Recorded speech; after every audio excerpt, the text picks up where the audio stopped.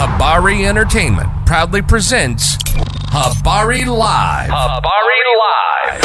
From Phoenix, Arizona. And you're listening to the Habari Live podcast.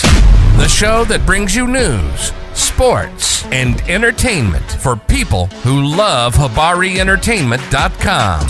Here are your hosts, Aisha, Jimmy, and Damon Dipleen Ellison. Let's get it going. We are all the way live.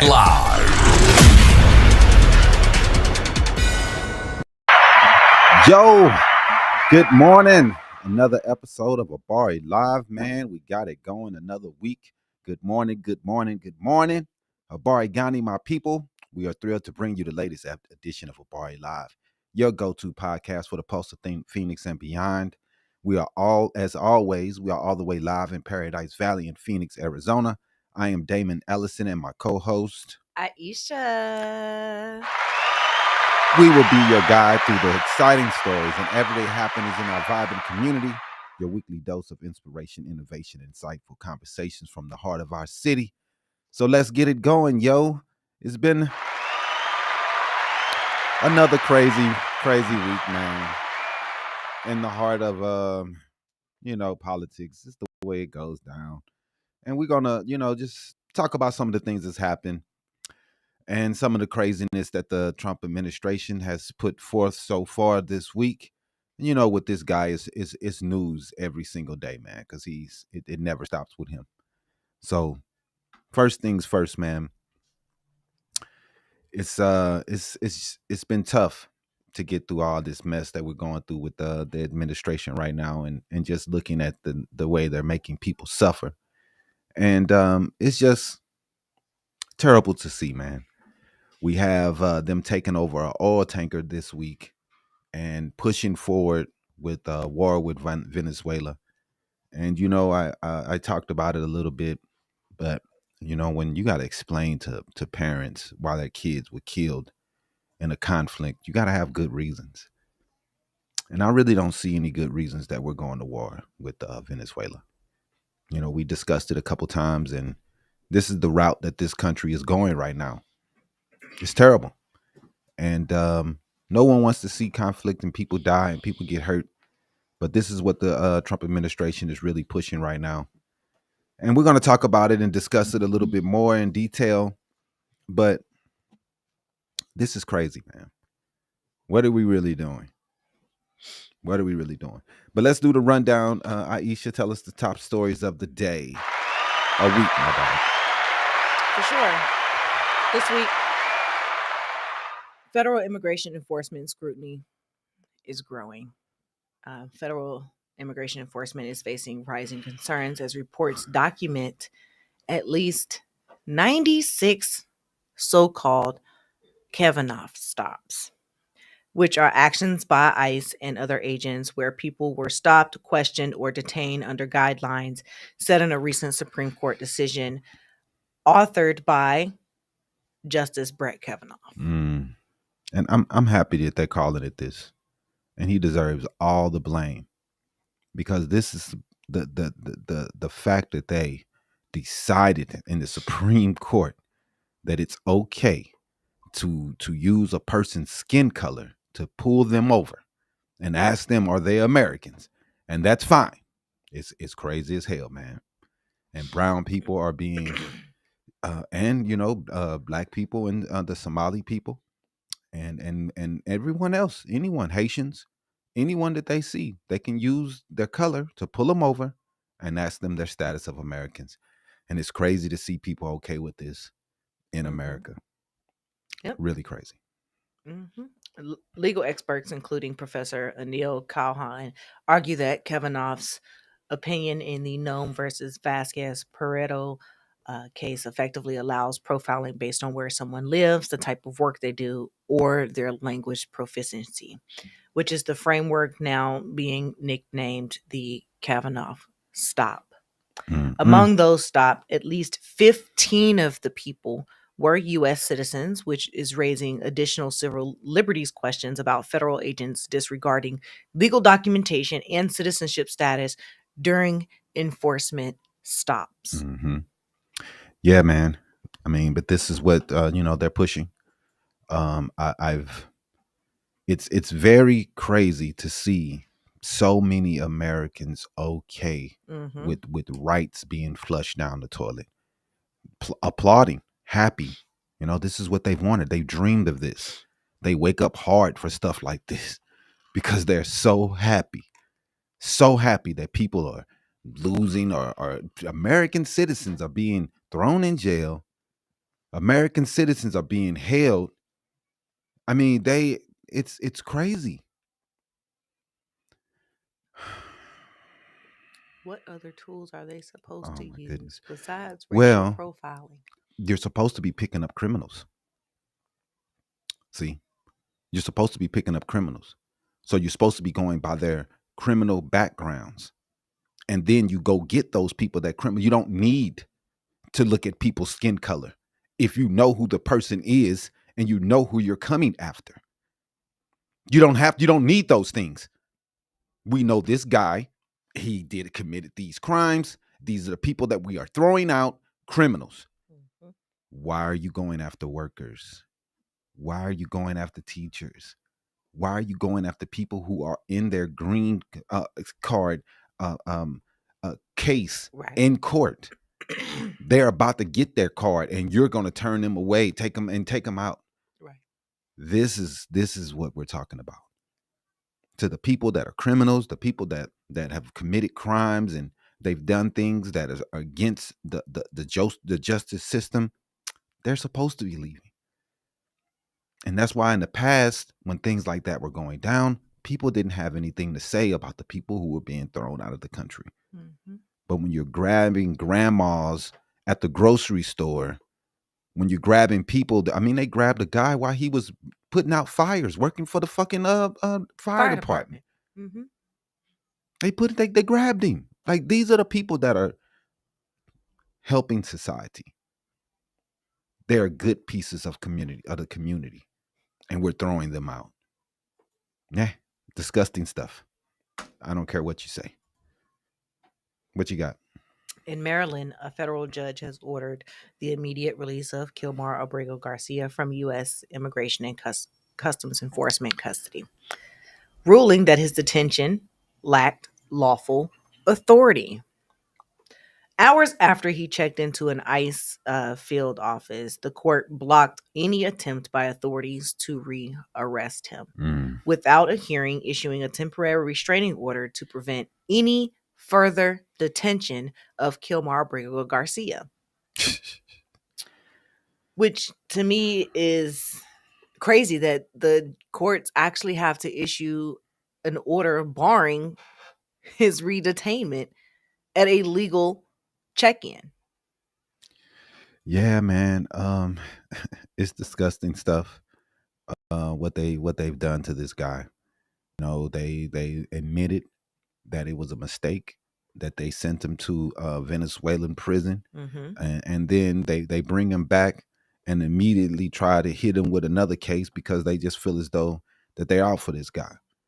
If they didn't have. I mean, how many judges have told them to release this guy, and they Right. just keep grabbing him, and the judges keep telling them to let the guy go. They want to send the guy back, even though a judge said years ago he can't go back to Venezuela because of the gangs that are out to kill the guy. This is the reason why America exists, man. It's the reason why we had a Statue of Liberty that y'all don't give a fuck about no more, anymore, at all. And it's insane, man. These things that we hold self-evident. These things, these words were supposed to be so important. The Constitution, what America believes in and stands for.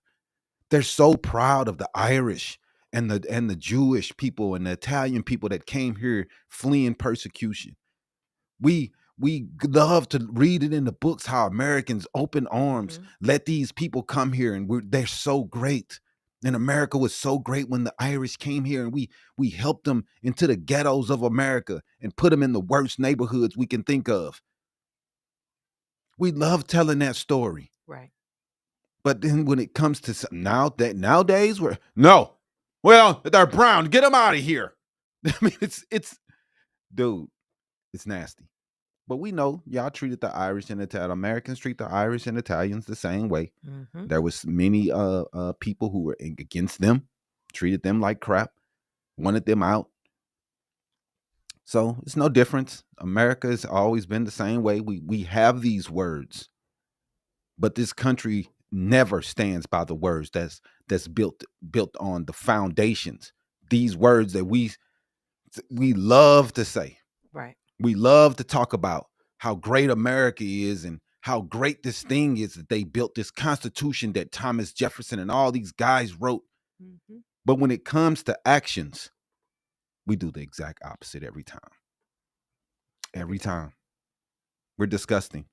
And we never uphold the words of the constitutions of the people, that every man is created equal.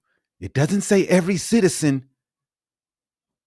They talk about every man. They don't say that people who have to be citizens to be treated equally. That's not what's in there. Oh, they're not citizens. They shouldn't be treated. That's not the way it's worded. If they wanted to word it that way, they could have, but they did not. They worded it that every man,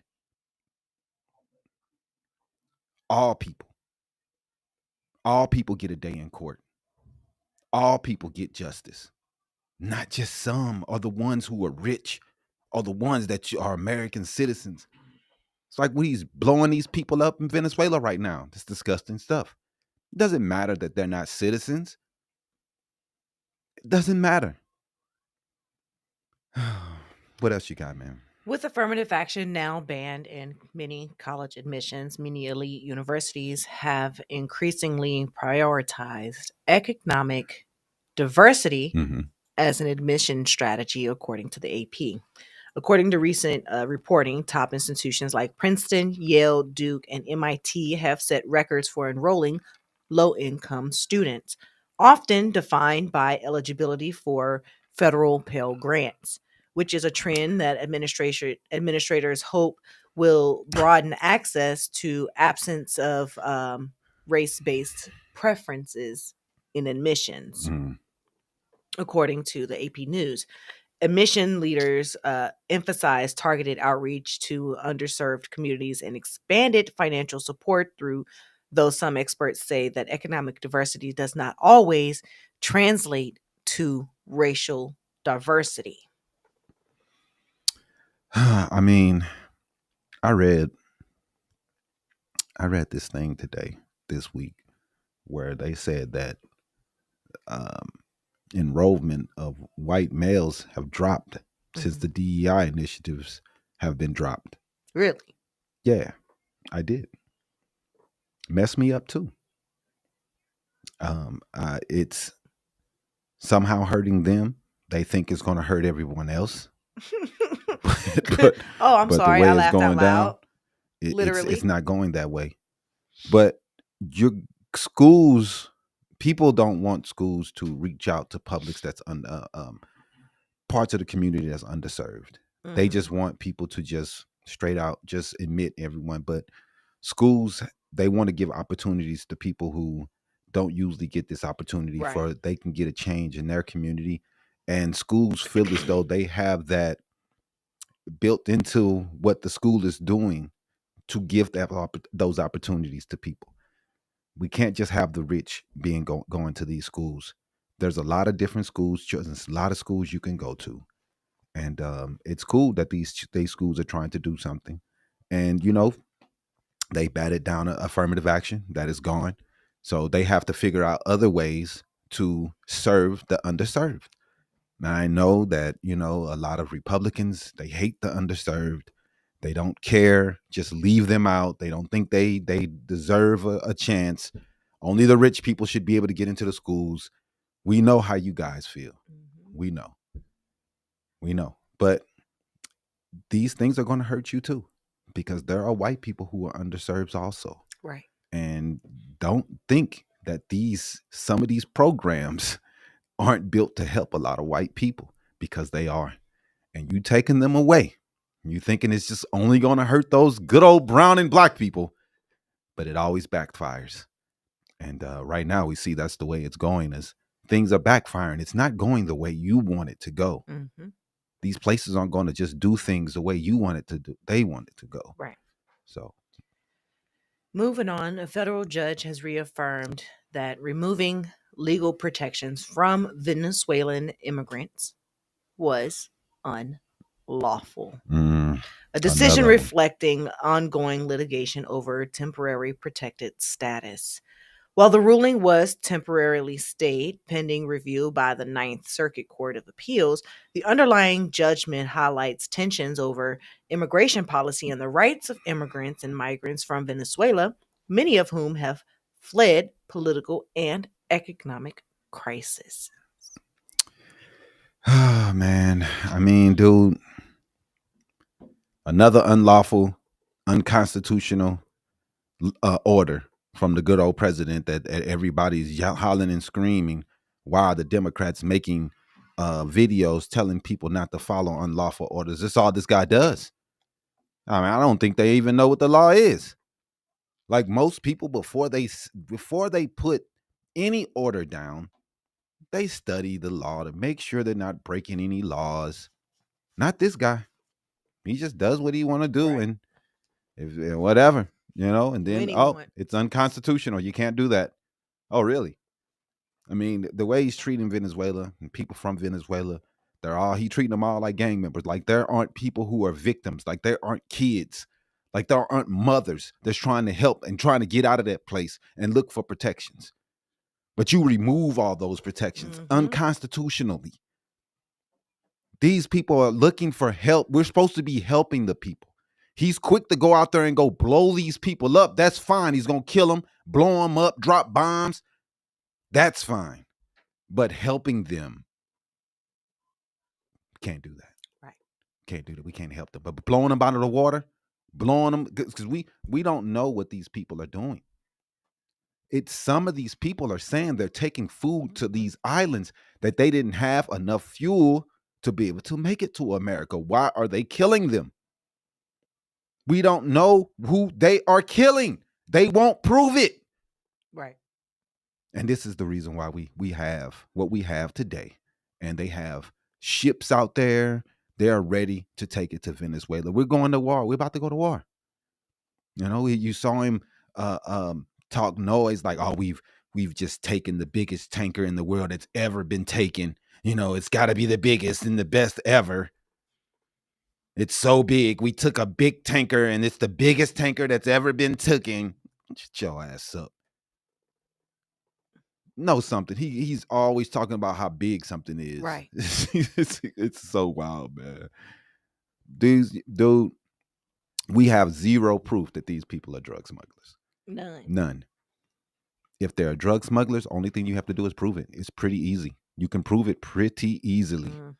Only thing you have to do is just go use the Coast Guard like this is supposed to be done in the first fucking place.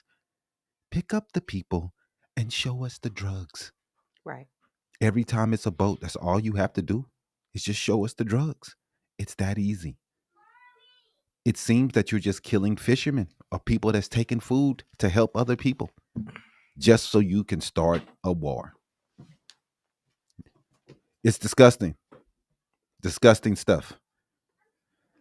So, we were talking about a couple moments ago. Removing DEI initiatives from colleges might inadvertently hurt white men's enrollment by ending gender balancing practices, which often gave men, including white men, an admission advantage to counter the higher number of female applicants and ensure gender parity, leading to concerns that campuses could become even more female dominated. According to analysis from sources like Washington Post and the Hierarchy Report, while DEI aimed to support diverse groups, these anti-DEI policies could remove crucial support structures for all students, including lower-income white men, while simultaneously eliminating subtle advantages men receive through gender balancing, creating an ironic outcome where anti-DEI actions negatively affect white male applicants. That's how it's going down. We fought and fought and fought and fought. to get rid of it. Didn't know that it was helping you. Didn't know that, huh? So I wanted to read that because a lot of people out here don't know that there are things to try to make sure, because a lot of females are going to school. And if you don't have gender parity, a lot of white males are going to get left behind. But hey, you guys don't want any of these things that's helping underserved groups. Y'all want to remove all that. So, unfortunately, inadvertently, you're shooting yourselves in the foot.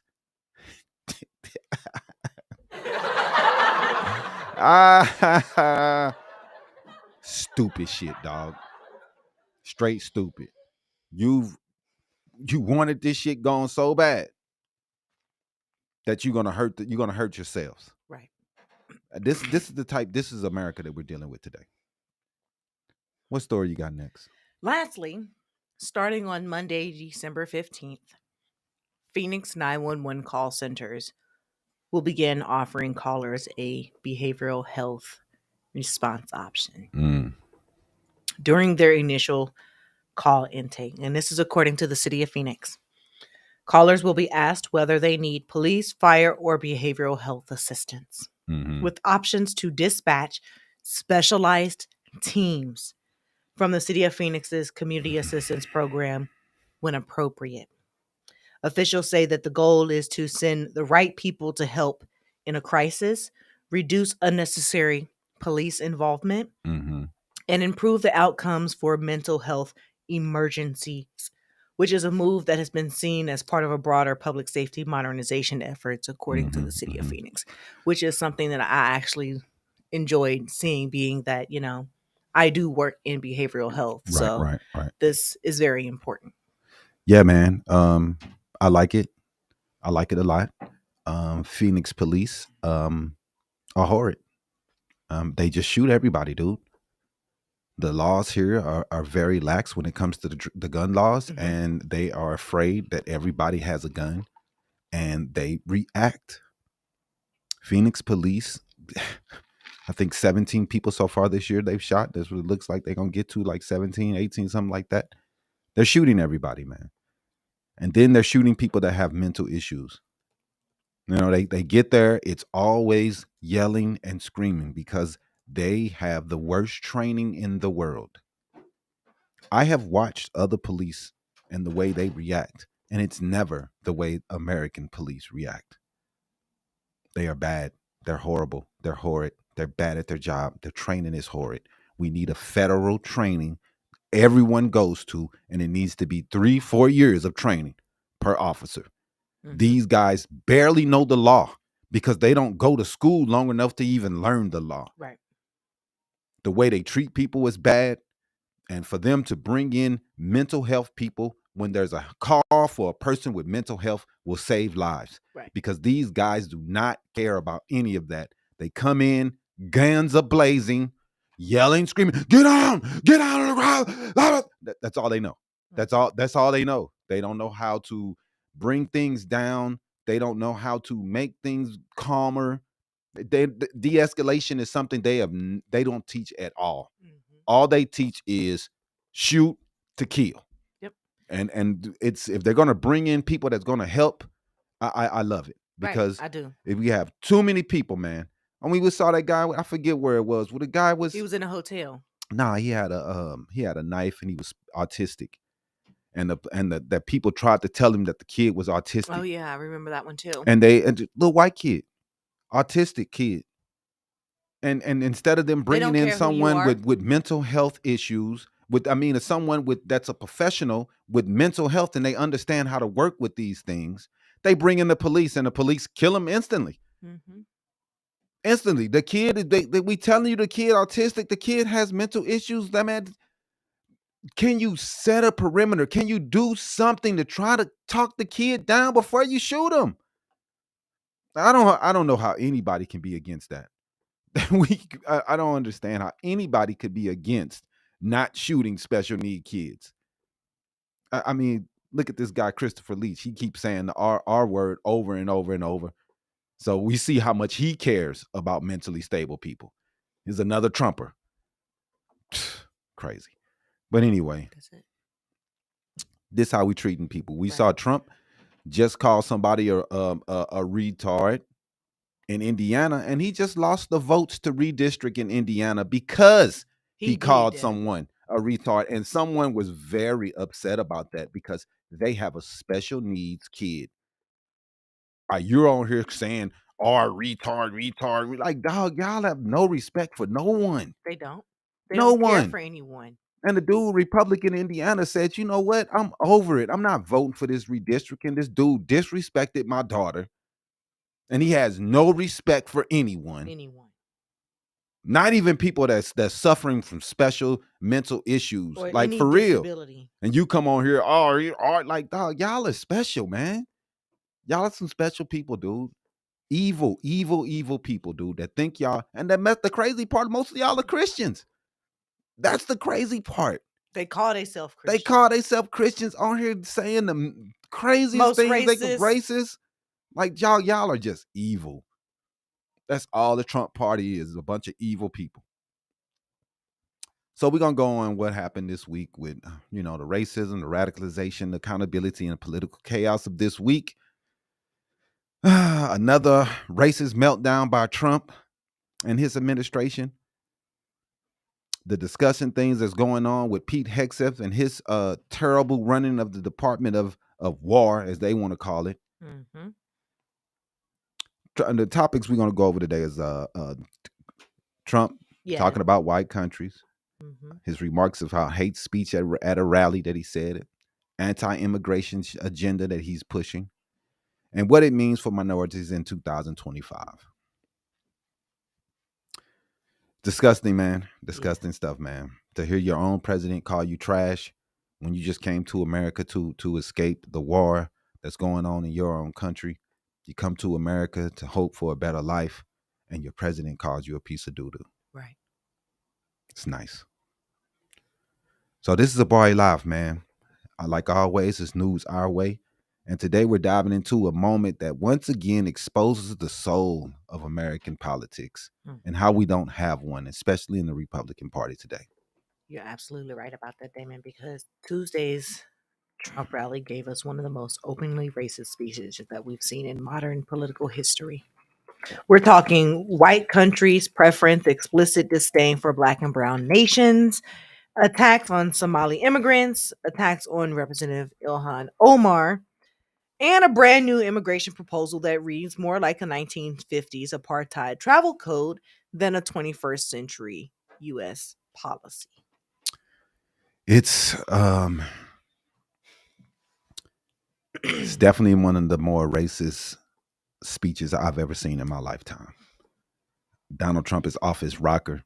I mean, your boy is, They tried to get him to go back to that teleprompter. He just wouldn't do it. Nah, he wouldn't do it. He wouldn't. This guy, he said, he said, fuck that teleprompter. He sure did. So while this was happening, the cheer crowd, they're happy, they're cheering, great things. So today we're asking the hard question, man. What does it mean for minorities, Black and brown people, immigrants, Muslims, Latino, Asian, to live in a nation where millions openly vote for racism? What does it mean for the people that you guys hate so much because they look different from you? How does it feel to push racism on the Black and brown people of America? Your president is openly calling people trash, openly saying people are garbage. So let's go ahead and get into it, where Trump said white countries only during his live rally on Tuesday. Let's go ahead and start there. Yeah, I thought I had the video on that, but let's go. Thank you, Chad 0001245. Appreciate it. MAGA doesn't care about their neighbors. This is why they say shithole countries, R-word, Haitians eat dogs, King Trump, Trump 28, etc. You're right. You're right, man. It's crazy to see, brother. I mean, we're supposed to be a nation that cares about each other, but we have a nation of people where we have to fight with them because they don't want health care for their neighbor. I don't want to pay for your health care. Like, we're already paying for Medicaid, Medicare, all of us paying for insurance. But these guys, man, they doing everything they can to make sure that their neighbor dies because they don't care. He can't afford it. I don't care. I don't care. Yep. These are the people we deal with, man. They don't care about no one except the rich. They like them a lot. Mm-hmm. So during Tuesday's rally, old Donald Trump, he went off script, or maybe very much on script. I don't know. I mean, the way it's looking, it's just ridiculous. This guy is just out there saying anything in front of the camera right now. I need more batteries, huh? So I don't know, man. It's difficult, very difficult to decode what we're seeing today, and that the way the president is treating people. 85% unemployed. Stop it, man. Stop it. I've watched a lot of videos, Somali people talking about they were Trump voters. And I'm not going to say because they are Trump voters that, hey, you deserve this treatment. Not that type person. I'm not rolling with that. That's not how I am. I don't agree with them. I don't agree with them about anything. And I don't think that but I still don't think that they should be treated that way. So we're not going to go that route. I'm gonna fight for them, regardless if they are Republican or most of them are on aid. Like, you guys are really trash people, man. Oh, they're on aid. 85% of them on our aid. So that means they gets to be treated like shit because they're on aid. So let's see. The whole towns in Kentucky, we should treat them whole towns like shit because that whole town is on disability. Somehow no one there can work. They're all on aid and disability. We should treat them like shit because they're trash. Like, really? They keep on coming up with numbers. Oh, they're criminals. They commit crime. So they commit crime. So it's okay that the president can talk shit about the kids of the Somali people. That's fine. Like, okay, so they did a crime in Minnesota where they stole some money when it came to COVID money, and there was a lot of Somali people that was in this deal that was going down. In Mississippi, Brett Favre was in a big scam to steal money from Mississippians, poor Mississippians, and steal their SNAP benefits. I haven't heard them talk trash about sending our white people out of Mississippi yet. That's weird. That's weird, huh? I wonder why. Brett Favre, okay with stealing money from people. That's cool. But the Somali people, they steal some money. All of them got to go. All of them. Brett Favre, he out there stealing people from money from the poorest people. This scam going on in Mississippi probably for decades. They get caught, no big deal. No big deal. Oh, it's some Somali people. They stole some money. They're all trash. Get them all out of here. Like, man, the hypocrisy of the right is ridiculous. It's ridiculous. And I get so sick of it.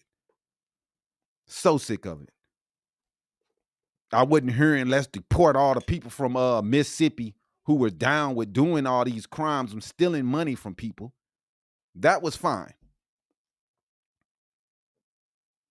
Brett Favre is not getting treated. He didn't have a fucking president calling him a piece of shit for his crime, stealing money.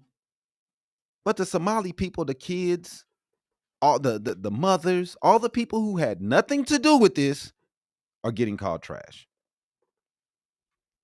I just don't agree with it. And anyone and all these people who are behind Trump, clapping, having a good time while he talks trash about all the rest of the people, who don't look like them.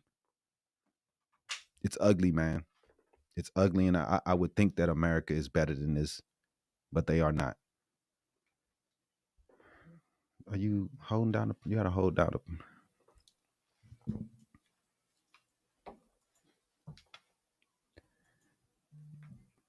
Yeah, they ain't doing it.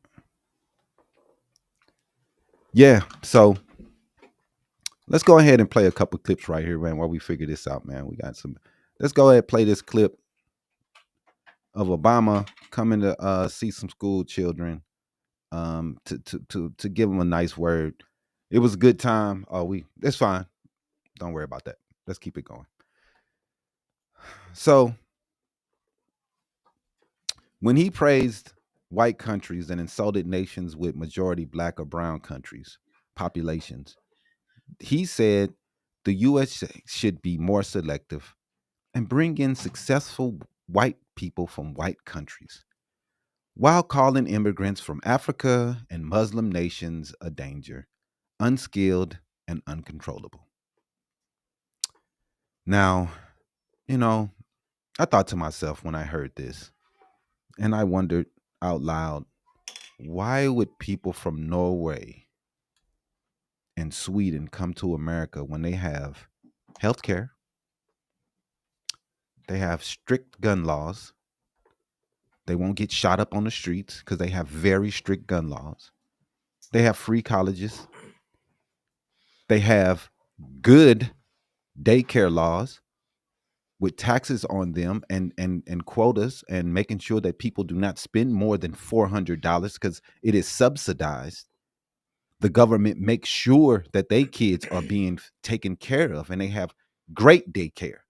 They cannot pay more than $400 for daycare a month, no matter how many kids they have. They have health care. They can just go to the doctor when they want to. We in America, we're sitting around hollering and screaming. Well, they have long wait times. What do you think we have? What do you think America's wait times are? Like, people don't die waiting here. The only people that get good care in America are those that have the money. Everybody else is getting bent over. You got good money, you're gonna get good outcomes. If you're poor, you're finna be treated like shit. And that's not the way it should be. But anyway, go ahead. You're absolutely right, because let's be clear. This isn't something new here. This is the same man who once called African nations shithole countries. The same man who pushed the Muslim ban. The same man who said that Nigerian immigrants would never go back to their hoods. The difference now? He's not hiding it.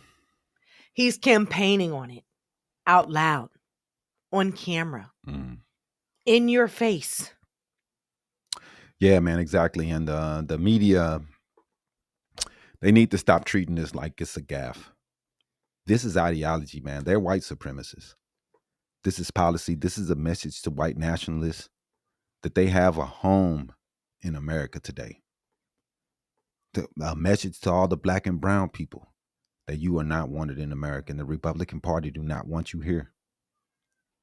Everyone that's from, I don't know how those cats that's from India, Ramaswamy, I don't know how they roll with them cats. They hate y'all, man. Mm-hmm. They think y'all the most disgusting people ever. That's how they think of you. But Trump's attacks on the Somali people and Ilhan Omar are just disgusting actions from a disgusting person. Go ahead. Yep. The next, the attack on the Somali community. Trump signaled out Somali refugees, claiming that they are, quote unquote, destroying America and American culture, and accusing Somali communities of being infested with crime. Since when?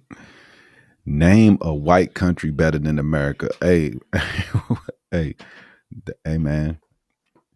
Those people don't feel as though they need to come to America. I don't know. The only thing I know is their healthcare is better, their crime is lower. America is just a place where you can, if you have the idea, you can get rich. That's the only plus that America has. That if you have idea, open enterprise, you can get rich. You can do that. But other than that, when it comes to the normal poor people, we are struck in this motherfucker. Mm-hmm. No love. So the Somali community in Minnesota is one of the most vibrant immigrant communities in the U.S. They contribute billions to the state economy. They have some of the highest small business formation rates. So they're opening up a lot of small businesses out there. And they are deeply rooted in local schools, hospitals, and public service. Mm-hmm. So they are helping out the community. They are not just taking. Yes, there are some criminals, but there are criminals in every group. Right. There's no group that doesn't have bad apples. Exactly. Not one. And then he went after Congresswoman Ilhan Omar again, calling her a danger, a foreigner, and someone who should be checked every single time she enters the country. Yeah. It makes me think about. I don't want to talk to. We didn't say the call. Oh, it is up there. Okay.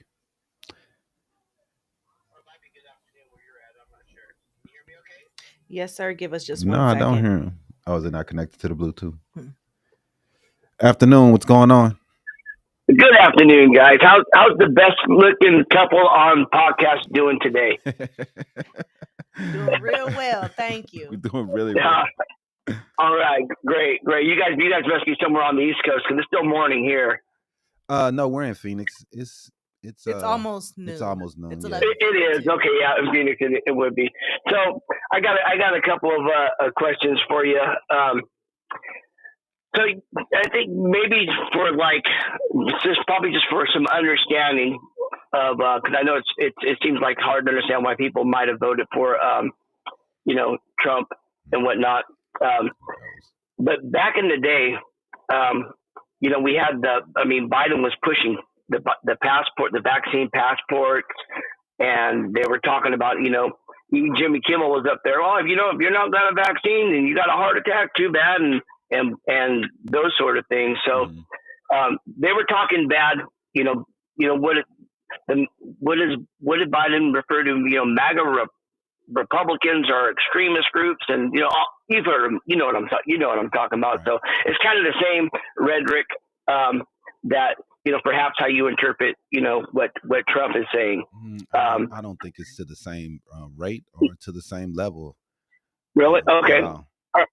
What was your opinion back then of that? When Biden was trying to get the let's say OSHA involved in enforcing vaccine mandates. The fact that the pandemic is, and I mean, it was a crazy situation. I mean, I was not one of those people that was anti-vaccination. I believe that you have to do what you have to do in the community to try to stop the spread of the pandemic. Now, a lot of people didn't like it that they were putting in these provisions that you had to get it. People didn't like that. I understand, man. If you look at the history of when we've had pandemics, this is the way things have always went. And I'm not, and a lot of people are mad about it, but me, myself, personally, I thought that was fine, that we did what we were doing, what we needed to do to stop the spread of this disease. And we were able to do that. And a lot of people, they wanted to go with herd immunity and different things. Like, I'm going to listen to the science and the doctors, and because I'm not one. So I try to listen to them, and I'm not going to listen to people online. And some people did, some people, they have their own way of doing things, but I just don't agree with that. But you were for the, if they would have passed the law saying, well, you know what, you can't fly on an airplane unless you have a vaccine passport, you'd have been. Me myself, do I want to be in a pit in a plane with somebody for 3.5 hours while they're breathing out diseases? Probably not. Yeah, so you were so we look at that as a being forced to do so. What's the word they always put on political leaders when they try to discredit them? Gosh, I can't think of drawing a blank. Forgive me. So okay, so also the Biden administration was they according to Mark Zuckerberg, his administration forced them to silence certain things on Facebook over the vaccine, right. Yeah. and so that was another reason, right? Like, okay, they're trying to take our freedom of speech away. Yeah, you can make an argument like, well, that's a private platform and they could do what they want to do and all that. But in today's world, like here's a great example. Mm-hmm. You guys are a great example of why we need that freedom of speech, because you guys could say things and get information out to us. Let's say that the mainstream media doesn't want, or say the Trump administration. I would think that the Trump administration, if they're not liking what you're putting out there, it's definitely anti-Trump, and you have all the right to do what you're doing. Right. But you need to be able to communicate like that. So if they were to put blocks on Facebook or YouTube where you couldn't talk about this. As a matter of fact, I brought up like the COVID-19 vaccine, and I was like, oh no, we can't talk about that. My platform's gonna be demonetized and blah blah blah. So there's another reason why we were kind of like, oh gosh darn. Then you got like the gun laws, right? Mm-hmm. You brought up gun laws. I did. And I get it. I mean, I understand. I don't agree. Like, I think people can understand a position and still not agree with the position. Mm-hmm. But our Second Amendment right, and I'm sure it's not meant for. It's not there to so we can go off and shoot sporting clays or go hunting or any of that. It's so we have protection against enemies, foreign and domestic, including the Trump administration. If let's say Trump were to say, here's what we're gonna do. we're gonna take everybody in the world, and they're gonna have to run through a process, and they're gonna have to be scanned, and they're gonna have to get a chip implanted, and so if he were to do that, I think we'd be happy as a nation to have that Second Amendment right. I mean, I think even you guys would be happy for those sort of for that right to have that. And you can't do that. Go ahead. It's a big sacrifice. We're making a sacrifice for a lot of people's lives for the Second Amendment. Do I think that is what the founders, when they put the amendment in, do I think that they thought it was for what it's being used for today? Not at all. Do I think that they were trying to protect the country from foreign wars and things like that? Definitely, because at that time we had to use militias to protect the country. Different interpretation of the law, and today the way we interpret this law is totally different than the way they interpreted it at that time. Now we interpret it as no laws can be put against the right to have guns, and that's, to me, is crazy. Reagan put in gun laws in California to keep people from bringing guns into the Capitol. There are laws that can be put in place.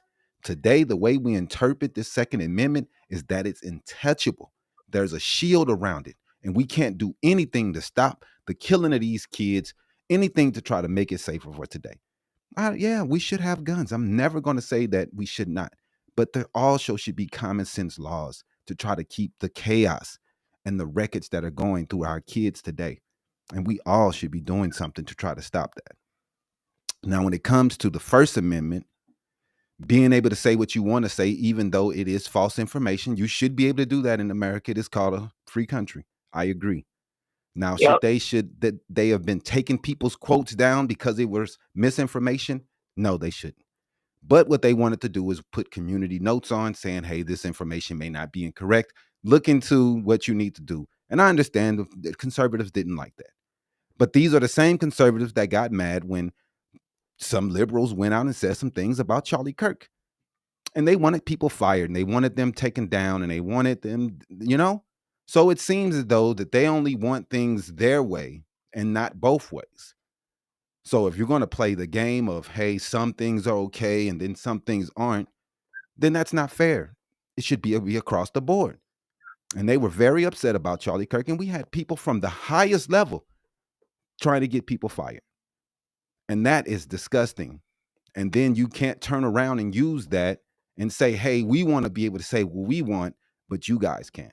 This has to be blanket. And it doesn't seem it's that way right now. And like I said, you should be able to say what you want, even if it is wrong. But are you okay when other people say things that's wrong too? You got to be able to take that. Yeah, you absolutely have to be able to take that.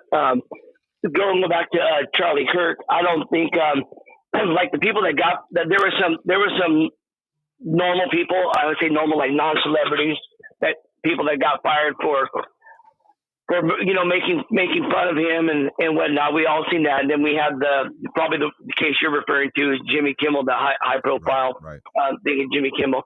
I think Jimmy Kimmel probably it was an opportunity thing to let him go because of ratings, just from what I heard, because he's said a lot worse in my opinion when it comes to those sort of things. And I don't what he said that last time.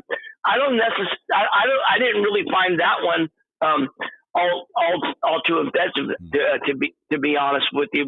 But I think there's I think there's a misunderstanding of what exactly happened. I think how, and maybe how you understand it or the left understand it, is that Trump sent his guys to over, put pressure to get him fired. And I understood it, a lot differently than that. But like the normal people that got fired, the people that posted stuff on their Instagram, and then there was people on there sharing their information, so they, to their boss, to their employer. So now I wouldn't have done that. They have the right to say that.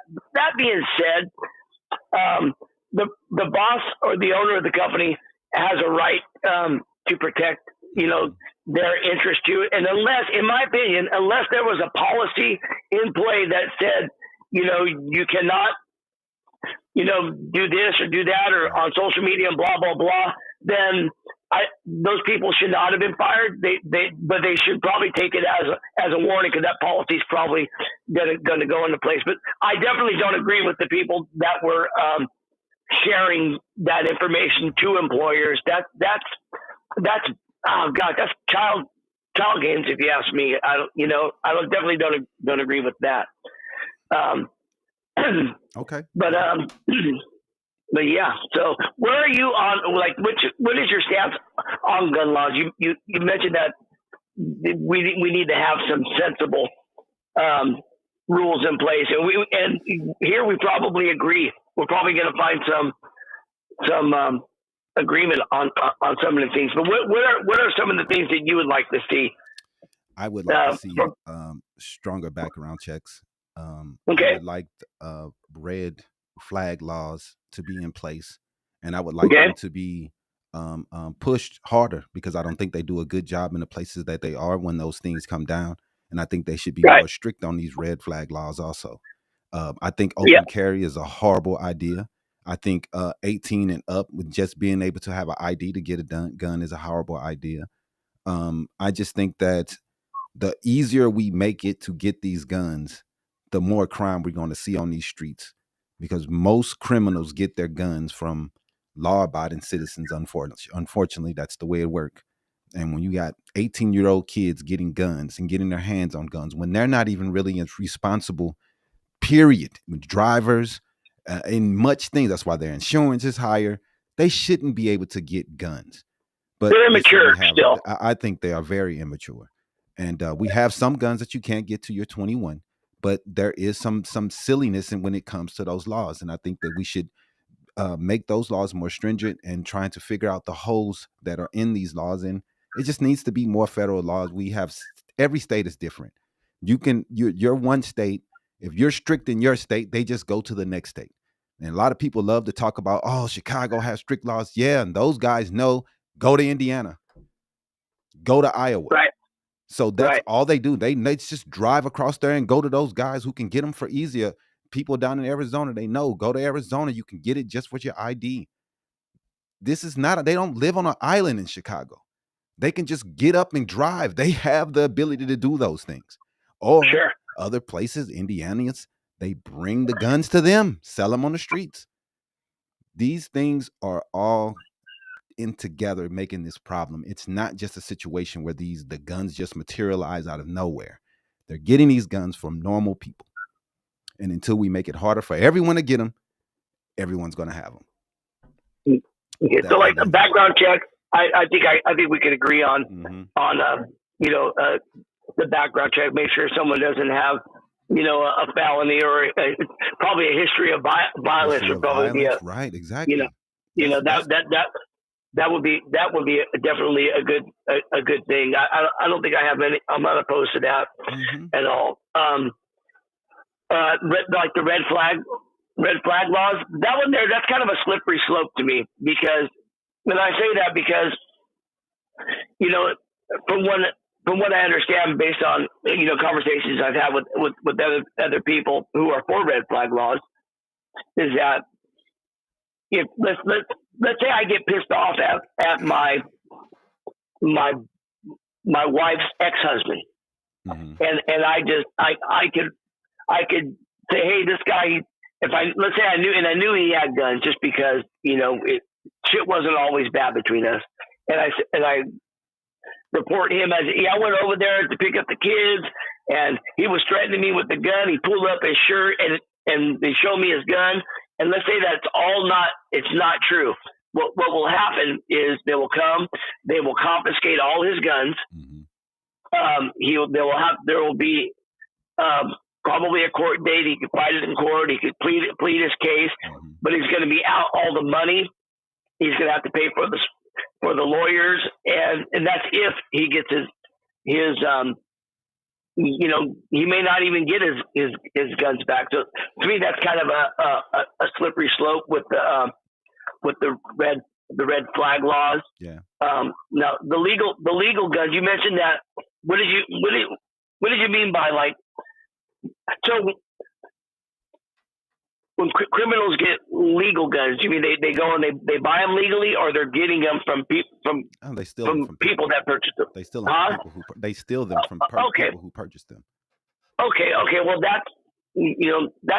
that's a crime right there, right? So that has really nothing to do with the person who actually has. No. But you can't take the gun out of the person. Were locked up in the correct manner, they wouldn't have problems with their guns getting stolen. If they were responsible owners, they wouldn't be laying around the home, and they wouldn't be easily stolen, because you would have to break into their safe to even get the gun. And I think we're going to agree. I think we're going to agree there. I think there is definitely a responsibility, a high responsibility with gun ownership. And that is, like, okay, where is the gun going to be stored? And there's factors, I think, that could play.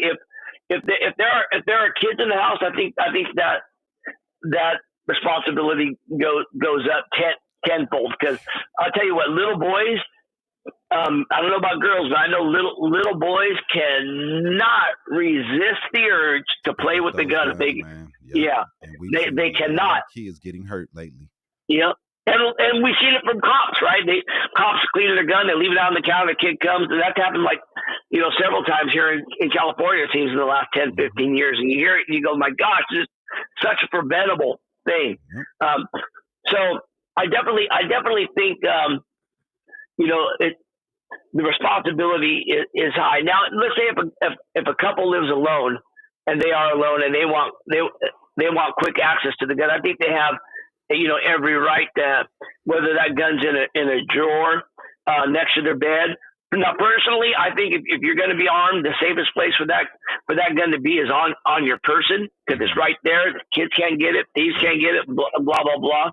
But I still think we need to leave that, because what will happen there is, let's say if they enforce that you buy a safe, if you own a gun, you're registered with a gun, you have to have a safe to accommodate that gun, and it may not sit in the safe, at night. Right. It's just going to be alongside of the bed. And it's really, it's not that person's fault, in my opinion, that someone broke into their house and and and and took the pistol out of the drawer. Where it's still yours. You still have that responsibility to at least to let the police know that it was stolen. A lot of people don't do a good job of informing the police that their gun was stolen. A lot of people do a bad job of protecting themselves from getting break-ins when they know that, like you said, just having it sitting around willy-nilly, that's kind of tough. Or showing a lot of people that you have the gun, informing a lot of people what kind of guns you have in your home. That's kind of things that can get your things stolen. But we're gonna move on, man. What's your name? All right, Tony. Thank you, Tony, for calling in, brother. We appreciate you, bro. You guys did a great show. We don't always agree, but I appreciate the open conversation. You guys have a wonderful day. You too. Thanks, brother. Bye-bye. All right, man. So, yeah, man, I think, gun laws is something that we need to do. It's a bigger problem that's been put on the back burner right now because we have so many other problems. But let's get back to the story. A sitting U.S. citizen, a member of Congress born abroad, but just as American as anyone else. This is Ilhan Omar. And Trump wants her to go through immigration checks to re-enter. Take off the phone call too, stuff. The banner, please. And to re-enter the nation she governs. This is disrespectful, man. And it's to the highest of disrespect that he's putting toward this lady. TikTok also. All right, go ahead. For sure. That's just not a policy that we have here. That's just punishment for existing while Black Muslim or just for being an outspoken citizen in America. Right. It's take that banner off at the bottom. The caption banner. Join the conversation. Yeah. The new immigration status check policy, man, is pretty ridiculous, man. Trump and his administration wants to see 5 years of your social media. They want to see you, if you said anything bad about Trump in the last 5 years on your social media, you will not be coming into the country. If you have anything bad to say about him, you will not be coming. I cannot believe that the Republican Party is okay with this. This is for people who are, maybe they are on vacation, they come back into America, they may have to face these rules. This is insane. This guy wants to check your social medias to come into America. Let's break that down, man. This new policy Trump floated, because this one shocked even some Republicans. He said anyone coming to America, even U.S. citizens returning home, should be required to undergo an immigration status check. That's this guy.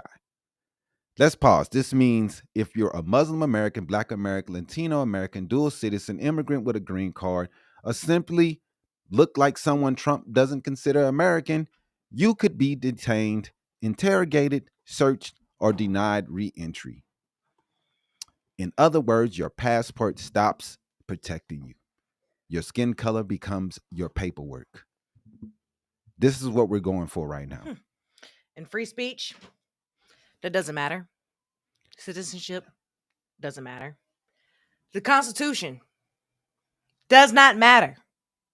Because when Trump says law and order, what he really means is permission structure.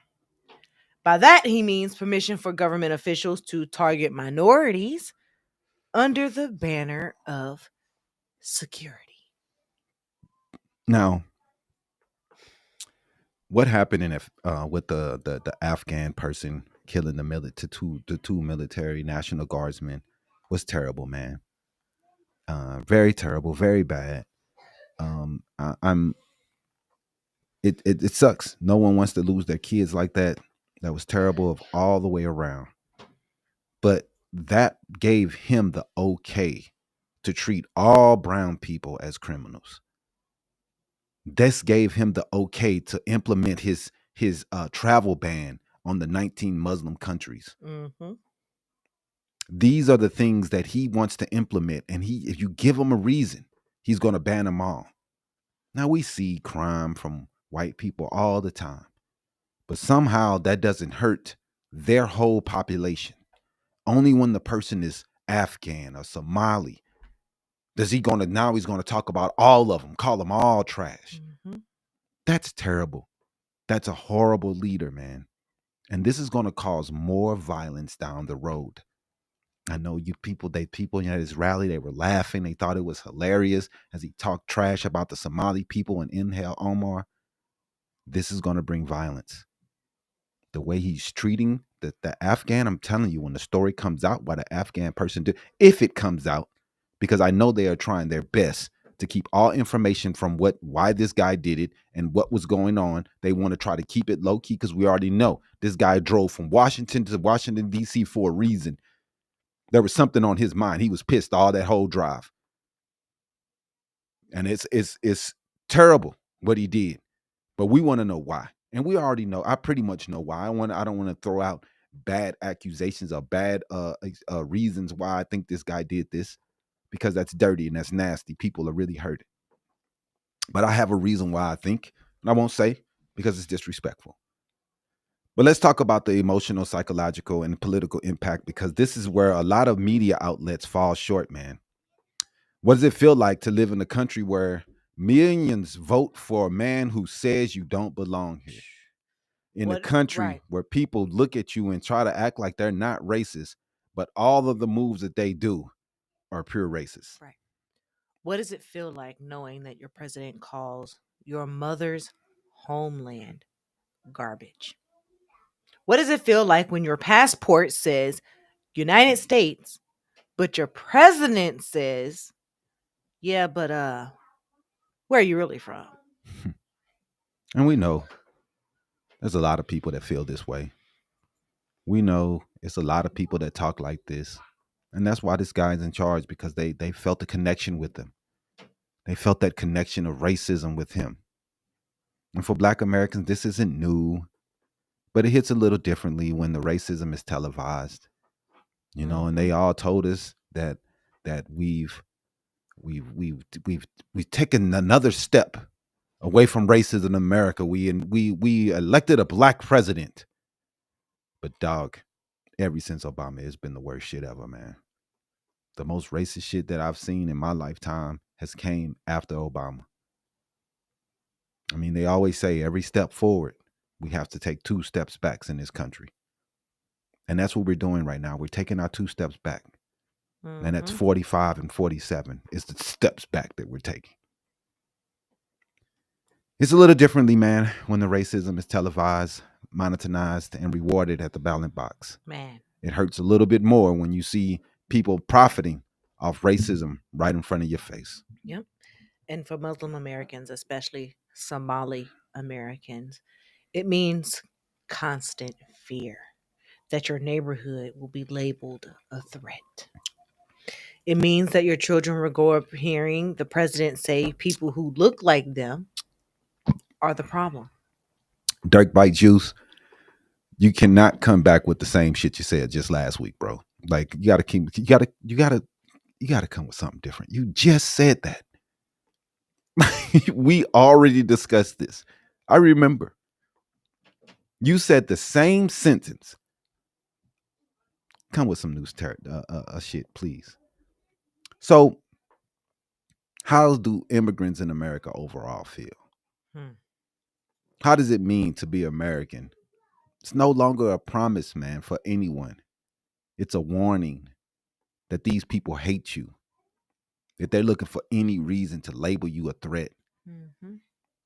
I mean, you should have saw how many people jumped on the Somali bandwagon, are going around spewing the same horrible statistics that are incorrect.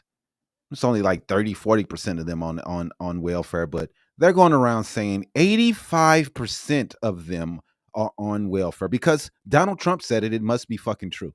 Right. So you're not going to take a moment of time and try to figure out if the shit is true or not. You're just going to believe him, because reading is not your first action. You're not very fundamentally sound when it comes to reading. So, I mean, this is what we're going to see in today. Right. The irony is just wild because Trump spent the rally screaming about free speech.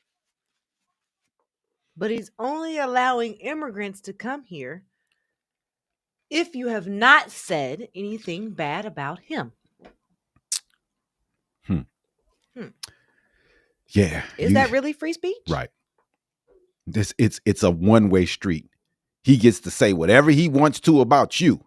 But if you said anything bad about him on social media, you can't visit the country. Right. You can't come back into the country because Exactly. you said something bad about me.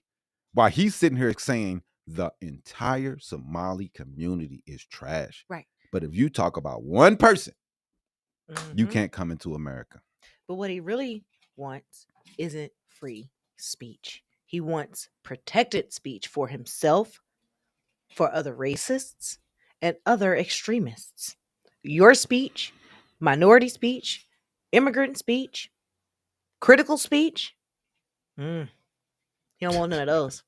And these are the same people who sit around talking bad about the UK and the different laws that they have in place where you can't talk about the leaders. You can't joke about parliament there.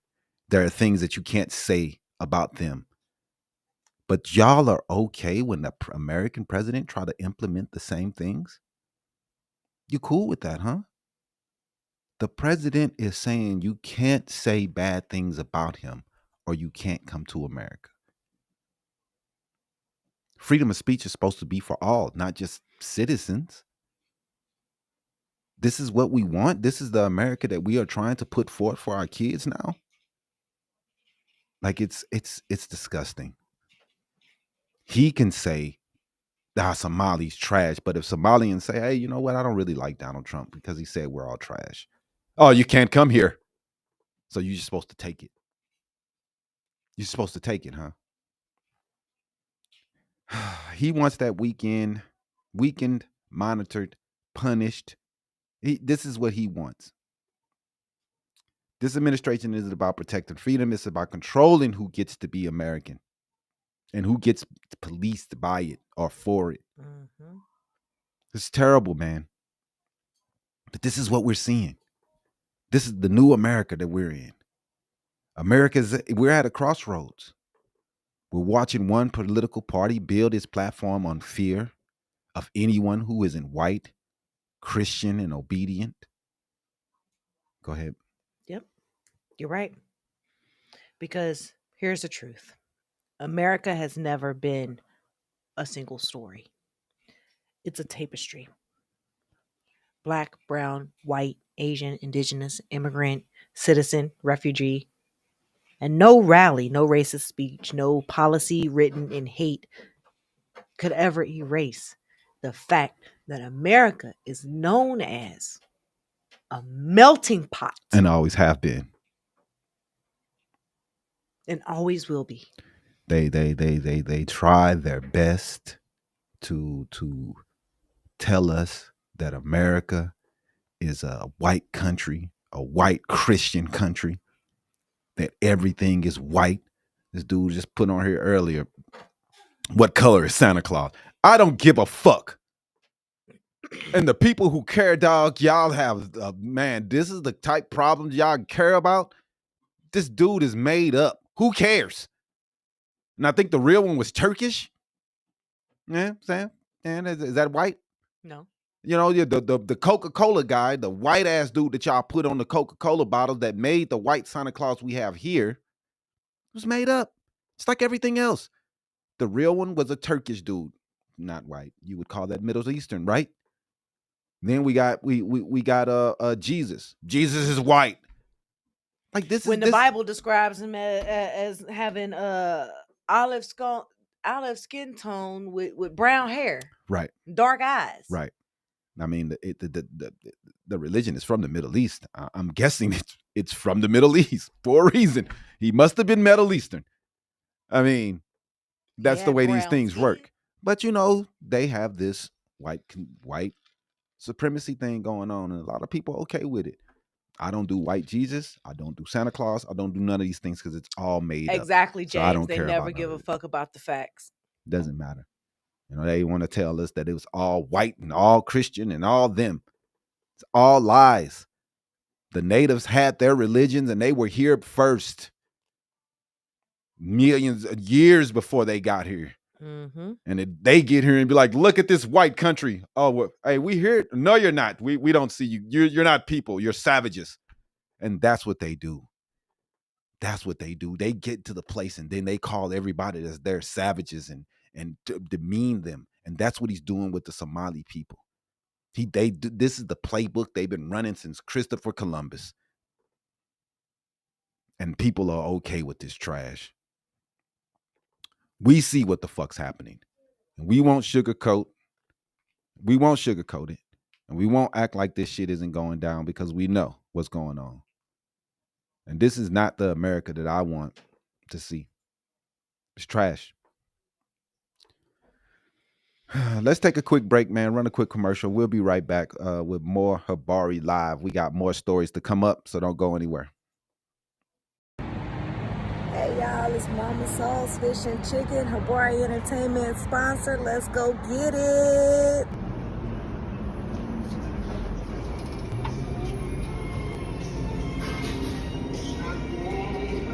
Man, this Mama Soul's Fish and Chicken. I ain't never had a piece of fish that tastes so good. I'm not a shrimp person, but they fried shrimps. It's so good. It's so good. The dressing and the greens and the cornbread.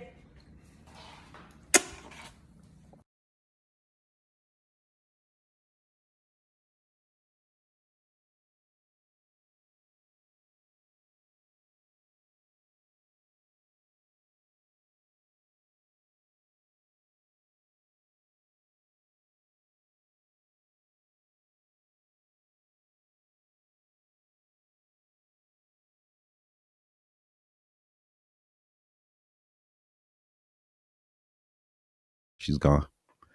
Yo, welcome back. All right, man. We're talking the news here. We're gonna go through some clips real fast, man. And just talk about some clips that we have seen, our favorite clips for the week. So let's get straight to it. Let's see here. Give me 1 second, brother.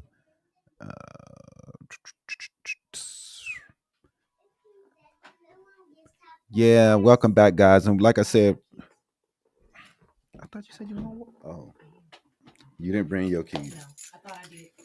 That would do nothing, bro. Anyway, so first clip we're gonna run is this Obama coming to surprise the kids, and it's just good to see, man, some of the good energy that comes from Obama, man.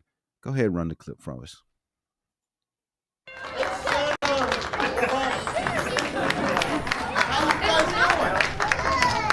Oh, who's that? Who's that good looking guy? He came in the room and their eyes just lit up like stars.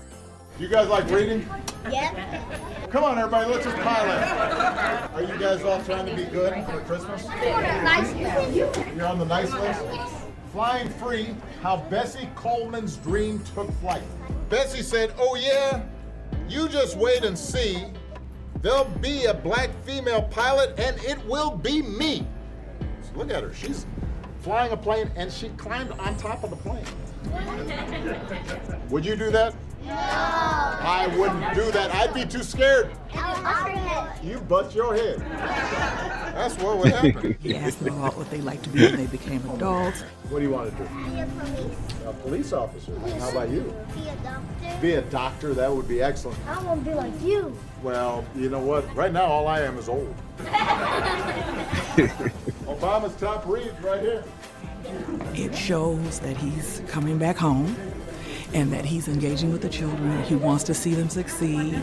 All right, everybody say cheese. Cheese. Say Santa. Santa. There you go. Merry Christmas. Awesome work, man. Awesome work, Obama. I wish we had more of that today, but we do not. With the hateful president we have in today, he doesn't do anything like this. It's just 24/7 hate, hate, hate, hate, hate, hate. And look at this guy. Talk about unconstitutional drone strikes. This dude is blowing boats out the motherfucking ocean in Venezuela. And no constitution has said he can go to war. No Congress has said it's okay.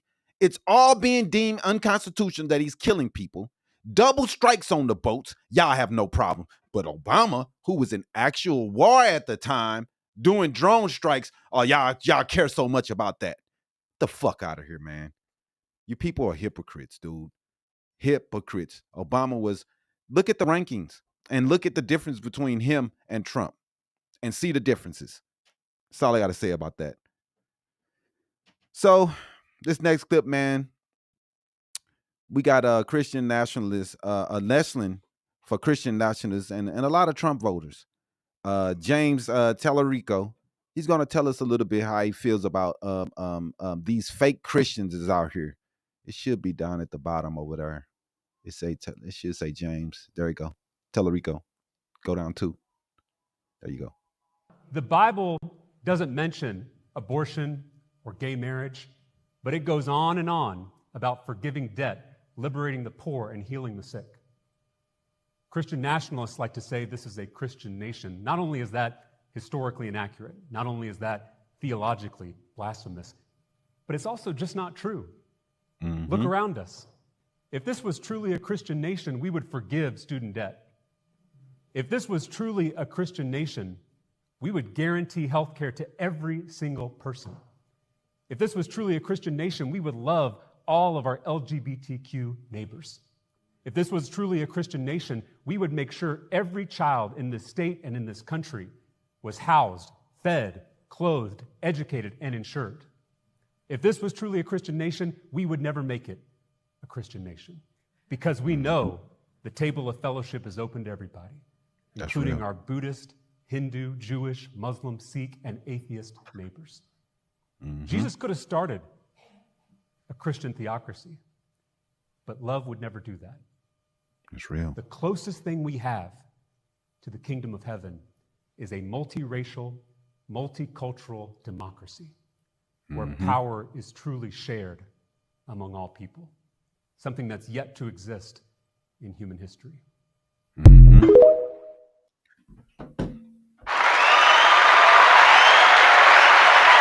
I like that guy. I like him a lot. I like what he stands for. I like what he speaks and how he speaks. He's eloquent. He's a good person, man. You don't sit around and judge others because they're different from you. Now, I'm not a big Bible person, but I know that the Bible did not speak hate upon others. That's not what Jesus was about. Now, the Bible does have a lot of crazy stuff and a lot of killing and smiting and wiping out people because they didn't agree with certain things. It's a lot of bad things in the book. But that's not what Jesus was about. And all the people that sit around and say that they're followers of this man and they do horrible work. It's like the nativity scenes that we've seen throughout the country of people having ICE locking up the babies in the nativity scenes because people understand that if Jesus came here today, what people would do to him. The conservatives would lock him up. They would put him in the jail cell because he doesn't agree that gay people should be beat up or that foreigners should be thrown in fucking cages. He wanted all people to fucking have food. He didn't believe, oh, EBT, you shouldn't be buying. We don't want to feed you with my tax money. I don't want my tax money going to your health care. Pay for your own. That's not Jesus, people. I don't know who y'all run with, man. But I don't know why y'all keep thinking y'all Christians, dude. You need to stop. You're the fakest Christians in the history of Christianity. So, James, he delivers that what can only be described as a Sunday sermon. Christians, nationalists don't want to hear, man. They don't want to hear it because they're fake. Because he actually understands the difference between faith and authoritarian control. Christian nationalism isn't Christianity. It's a power hierarchy and punishment masquerading as holiness. Complete fakeness. Tallarico reminds us Jesus fed people. He healed people. He protected the vulnerable. He didn't demand state violence to enforce morality. They cared about the homeless. They didn't want to kick them while they were on the ground, like today's conservatives want to. And that's why we respect what that man is doing. Let's go. We got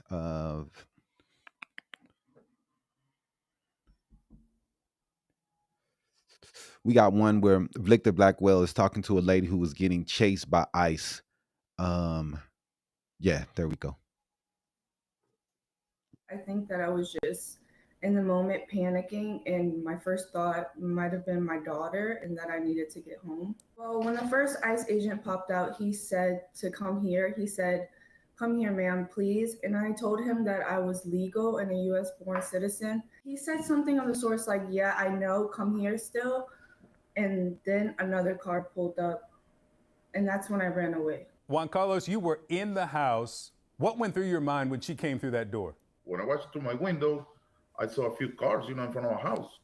So I thought she was gonna get kidnapped, or I don't know, something when I heard her. So I just went outside. Let me read the statement here from the Department of Homeland Security. They said that as the agents exited their vehicle, they encountered a female matching the description of a target. Agents identified themselves and the individual ran toward a residence. Agents immediately stopped upon reaching the property, determined the individual in question was not the target, and all agents departed the area. No arrests were made. Honestly, I think it's all baloney because they did not identify themselves to me. And if they were looking for someone, why didn't they tell me that? And why didn't they show me a photo? Why did he just kept saying, "Come here, ma'am, come here"? And you don't need double two cars to pull up on one woman to look for someone. I read a lot of comments in the media. They say like, "Oh, she should have stopped. She should have do this, she should have do that." How you gonna cooperate with them when they chasing you? They stop in the moment and then jump on you and wearing masks, gear, glasses, and everything. They don't have identification, especially if she's a woman. How's she supposed to react to all that? And she's 22 years old. Disgusting stuff, man. Disgusting stuff. This clip is chilling, man. CNN's Victor Blackwell interviews a woman in Louisiana whose security camera captures ICE agents chasing her to the home. She tells them she's legal and U.S. born, but they don't give a fuck because they're going after anybody that doesn't look the way they think Americans should look. And they still chased her. And they didn't identify themselves. They just say, "Come here." And that's not law enforcement, that's intimidation. That's why racial profiling looks like in real life. Your citizenship doesn't protect you. Your skin color determines suspicion. And that's terrible. I always said, man, in the country, we didn't want to be like the Germans in 1940, making people see their papers. But that's exactly what we're doing today. Where's your papers? Where's your papers? Are you a citizen? We're gonna start making the people who we think should they wear little symbols on their chest for we can be able to determine which one is which? Is that the route we're going now? It's disgusting, man, what we're doing today.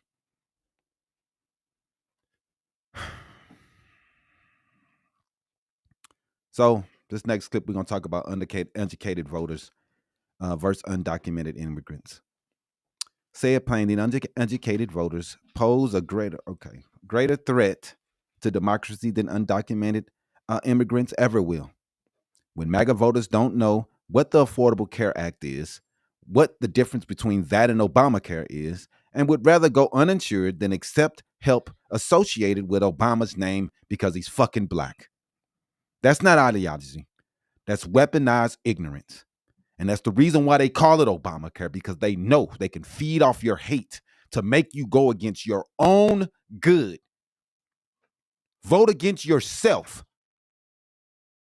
Because you need health insurance, but y'all would rather it go away because it has Obama name connected to it.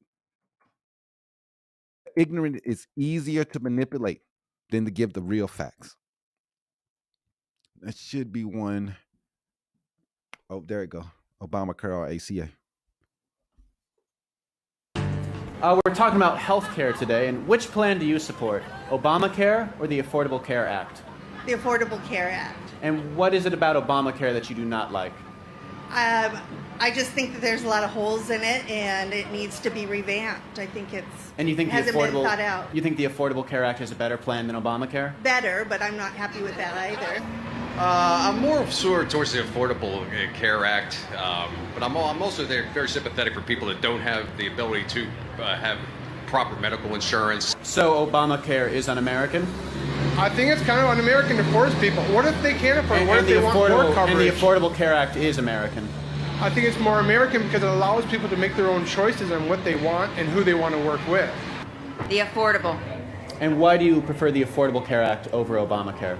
I just don't agree with the whole Obamacare policy thing that's going on. I just don't agree with it. So you disagree with Obamacare? Yes, I do.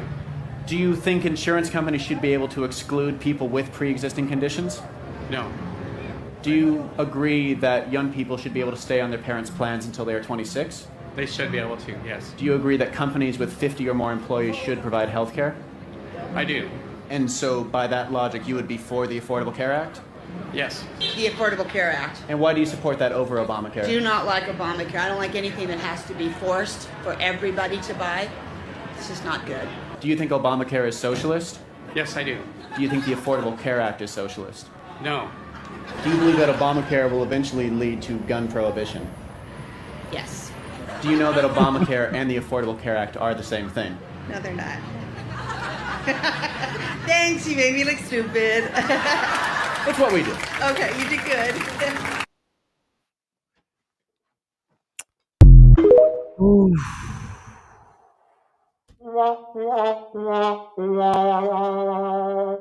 Yeah, man.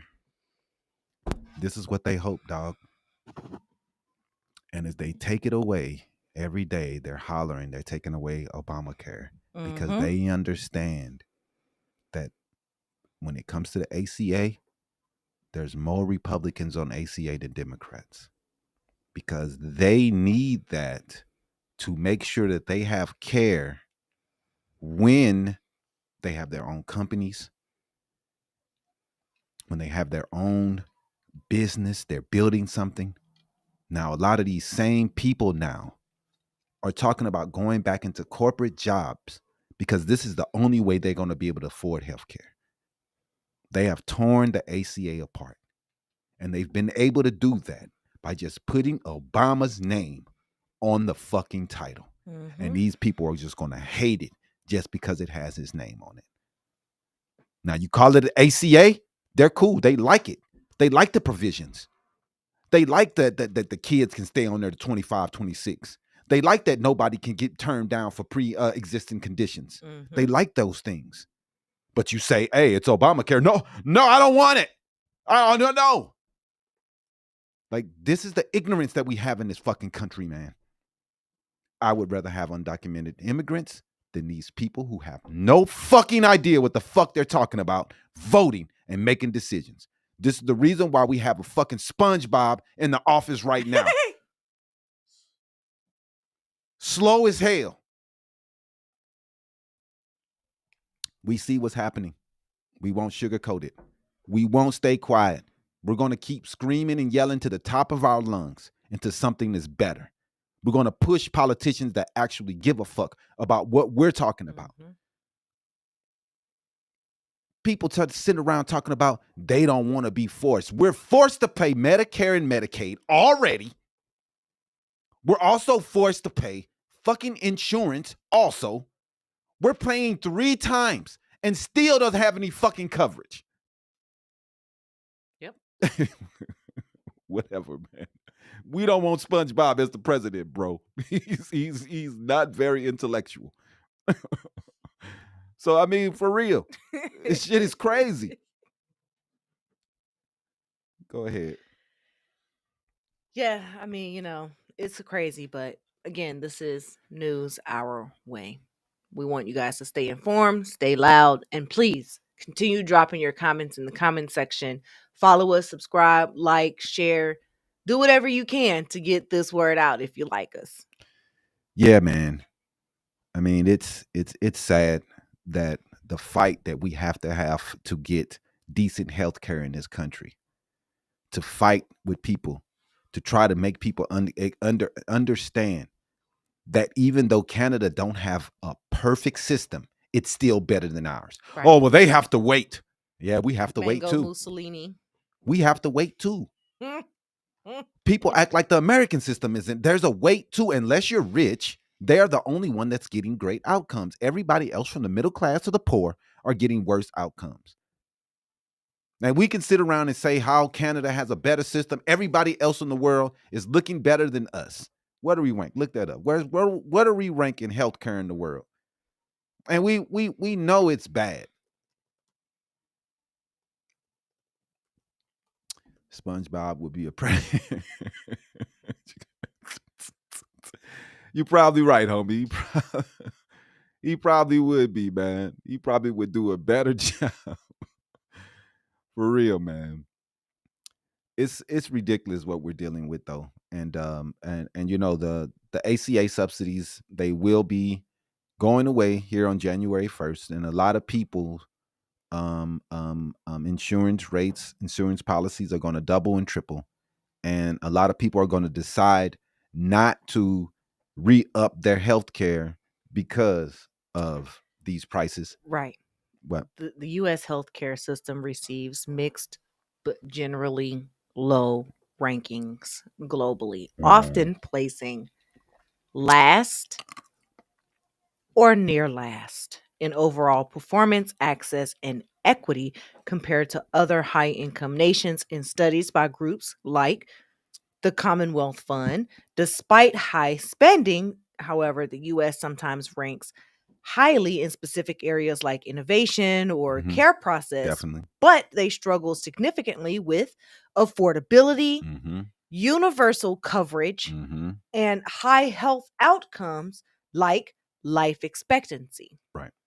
Our life expectancy is going down. Other countries have better expectancies than we do. They have better outcomes. We are paying a lot of money and getting worse outcomes. I don't understand how anybody is for this.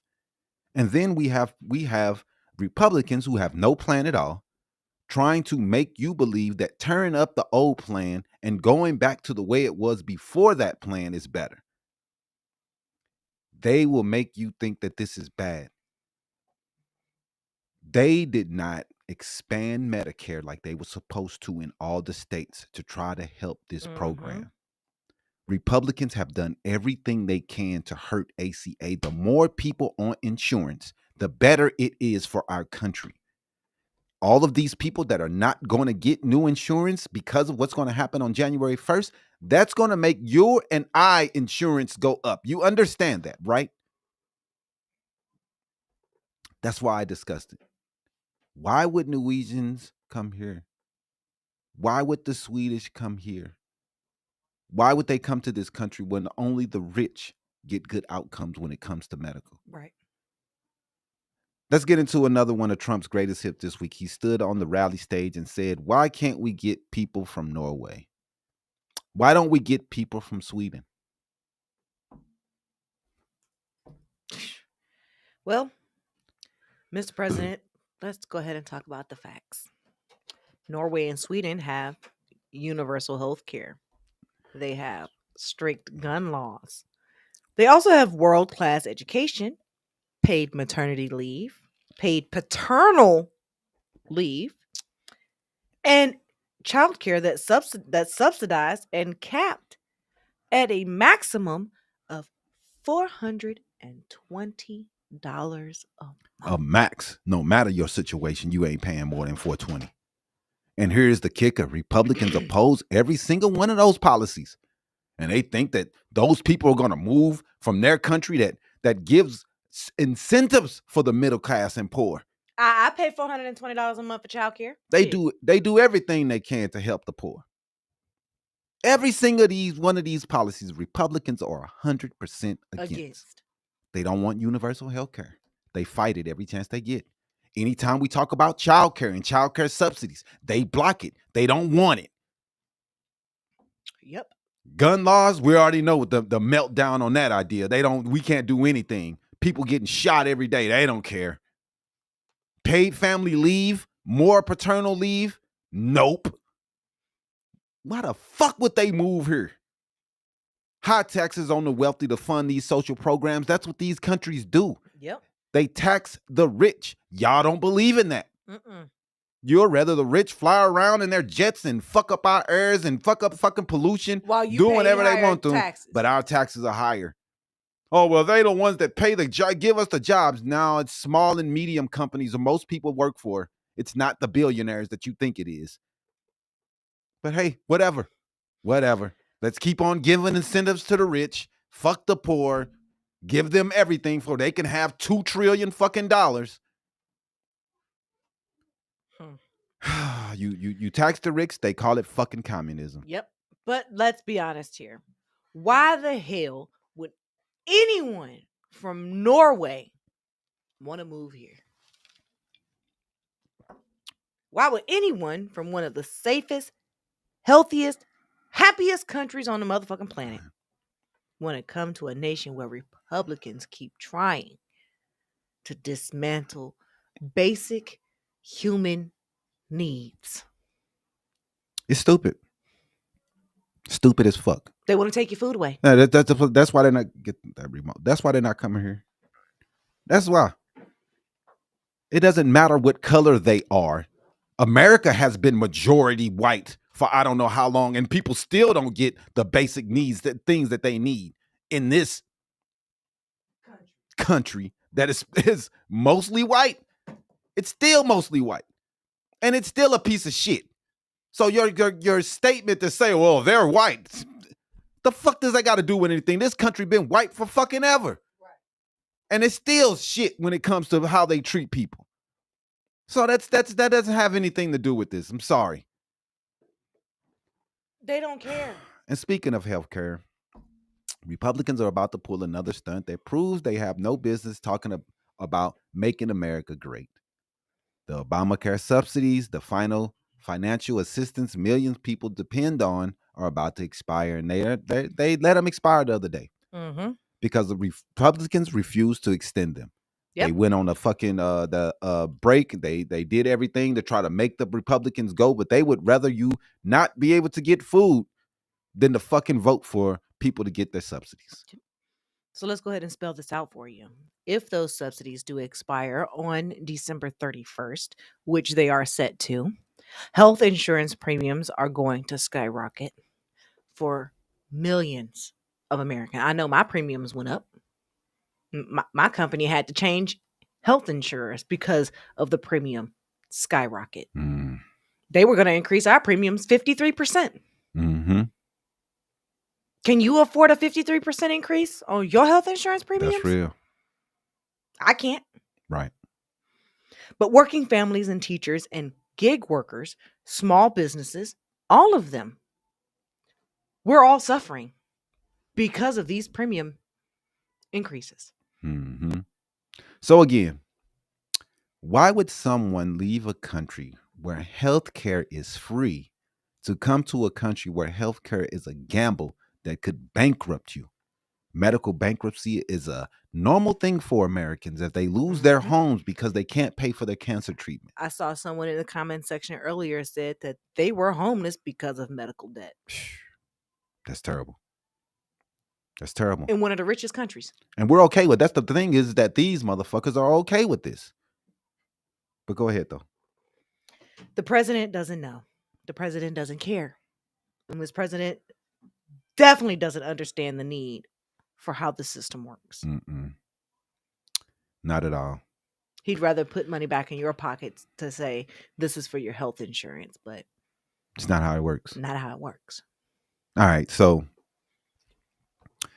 let's go to something that's a little bit deeper, man. The soul of America is supposed to be a safe haven because poor countries used to look at America as a place to rebuild, man. A place to start again, to escape from the violence, to escape from the poverty, to escape the gangs and the violence that's going on in their country, to come into a place where they can become Americans. The idea of American is being flushed down the toilet and being flooded with shit and diarrhea. And no one wants to step in that. But now, Now they watch ICE kidnap people off the streets while ripping families apart, raiding communities and pointing guns at migrants, and detaining people who haven't broken a single law. They say asylum seekers are treated like criminals. They should be treated like criminals. They see migrant kids being called terrorists, and they don't care. Mm-hmm. And they see Trump vilifying entire nations, Mm-hmm. and they're okay with it. Let's vilify them too. Mm-hmm. They won't care until they come for them. You know, we've seen it. They talk about it from World War II. We saw them come from the Jews, and we did nothing. Y'all see this? You're doing nothing. When they come for you, don't Do be nothing. surprised. Don't be surprised. Do nothing. So we were talking about old Kilmar Garcia. We did talk about him, other man. The man, Maryland judge ruled should be released immediately. He's probably still going to be targeted by the administration and the government because he's a piece of shit is being led in there right now. ICE is all over this dude. But when even a judge says, please let this man go, leave him alone, and ICE still tries to detain him. This is the ICE that we're dealing with today, man. And this tells the world everything. They don't want people here. Yep. Because America can't claim to be a beacon of freedom while also running and behaving like a secret police force, which is what Trump's administration is currently doing. They definitely are, man. They definitely are. And here's the real reason wealthy nations aren't sending people here. They don't need to escape anything. The people that used to get away are usually the people that need to escape from horrible injustices. And that's how America has been building for decades. But people do flee countries that Trump actually hates because they're facing real crises that America once helped them through. Took away U.S. aid. We took away everything to help these people to stay in their country. And then we're putting up walls to say, don't come here. Right. We all know this shit works, man. You can ignore other places. You can put up a wall. You can do whatever you want to. But the problems out there are finally going to come and begin in America.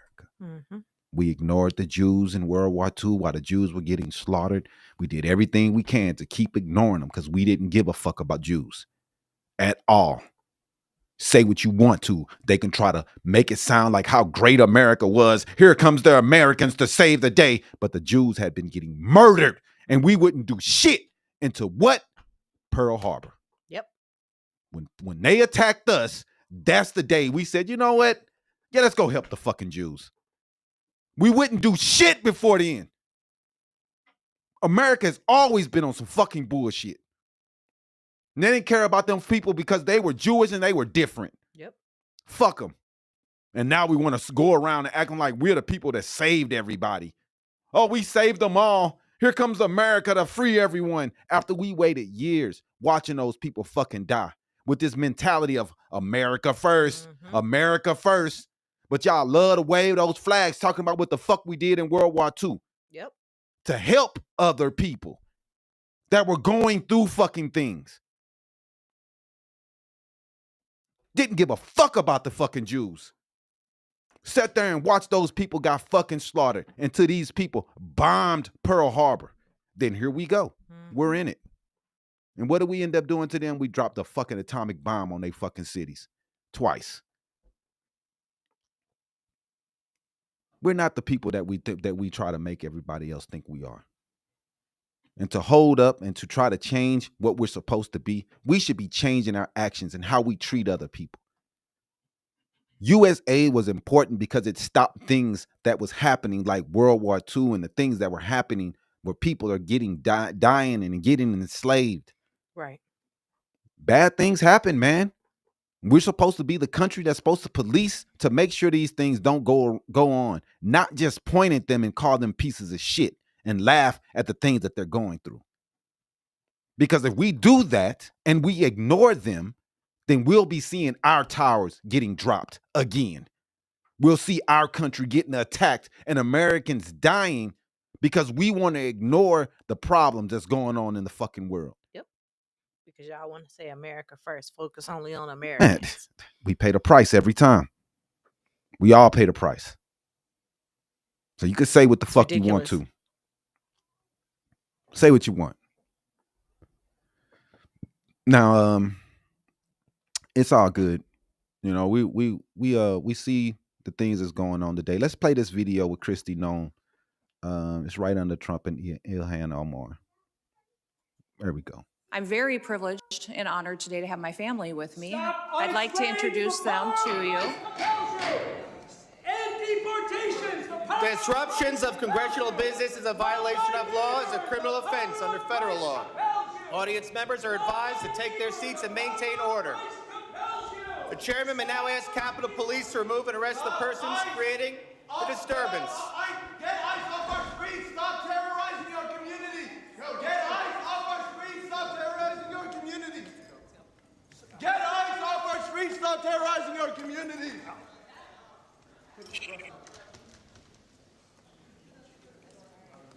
Secretary may continue. Chairman, I'll continue. This is one of the videos of people being upset with this lady. Everybody's pissed off at this girl. Let's show another video of the FBI talking about Antifa. Go ahead, run that for me. Executive Order of Domestic Terrorist Organization, Antifa. That's our primary concern right now. All right, that's what President Trump did. What does the FBI say? We share the same view. When you look at the data right now, you look at the domestic terrorist threat that we're facing. Right now, what I see from my position is that's the most immediate violent threat that we're facing on the domestic side. So where is Antifa headquartered? What we're doing right now with the organization. Where in the United States does Antifa exist? If it's a terrorist organization and you've identified it as number one. We are building out the infrastructure right now. So what does that mean? We're trying to get the information. You say Antifa is a terrorist organization. Tell us as a committee, how did you come to that? Where do they exist? How many members do they have in the United States as of right now?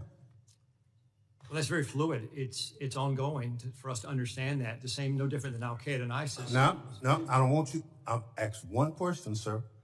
I just want you to tell us. If you said Antifa is the number one domestic terrorist organization operating in the United States, I just need to know where they are, how many people. I don't want a name. I don't want anything like that. Just how many people have you identified with the FBI that Antifa is made of? Still can't give an answer. Investigations are active. So you would come to this committee and say something you can't. Deer in the headlight. I know you wouldn't do that.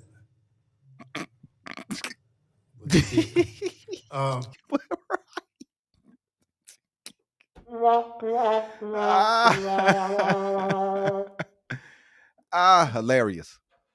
I cannot believe that this dude went up there and said that shit. Like, bro, I applaud him for turning into that dude. This is the dumbest shit I've seen in my life. You can't tell me nothing about the number one threat in the country. Right. You should be fired right here on the fucking spot. Just the number one threat in the country and you don't know shit. Nothing. You can't give me no answers. What the fuck? What are you here for? This dude looked like a kid that just cheated on their test being called out by the teacher in front of the class. They're asking for... He's... Can you show us how you got there? I don't know. I don't know shit. This is what happens when you are a lackey and you can't stand. He knew that shit was fucking stupid. Instead of him standing up to Trump, standing up to Kristi fucking dumbass Noem and saying, hey, that shit isn't real. I am not going out there with that shit. No, I'm going to do it. This what happens when you bend over. Mm-hmm. This what happens when you have no fucking spine. You yelly belly. He's weak. They found some weakling who will go in there and spew that bullshit that Trump keeps saying. Look how dumb you look in the fucking face of America. You like the dumbest motherfucker ever, dog. And you're probably a smart guy. But because you are a lackey and you have no fucking balls to tell Trump, hey, dog, that shit ain't real. Ain't no fucking Antifa. It doesn't fucking exist. It's ridiculous. Cowards.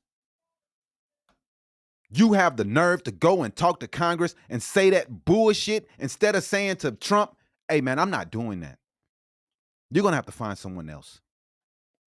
Because I am not going to go into front of fucking Congress and tell this stupid ass lie. That's what the American people deserve.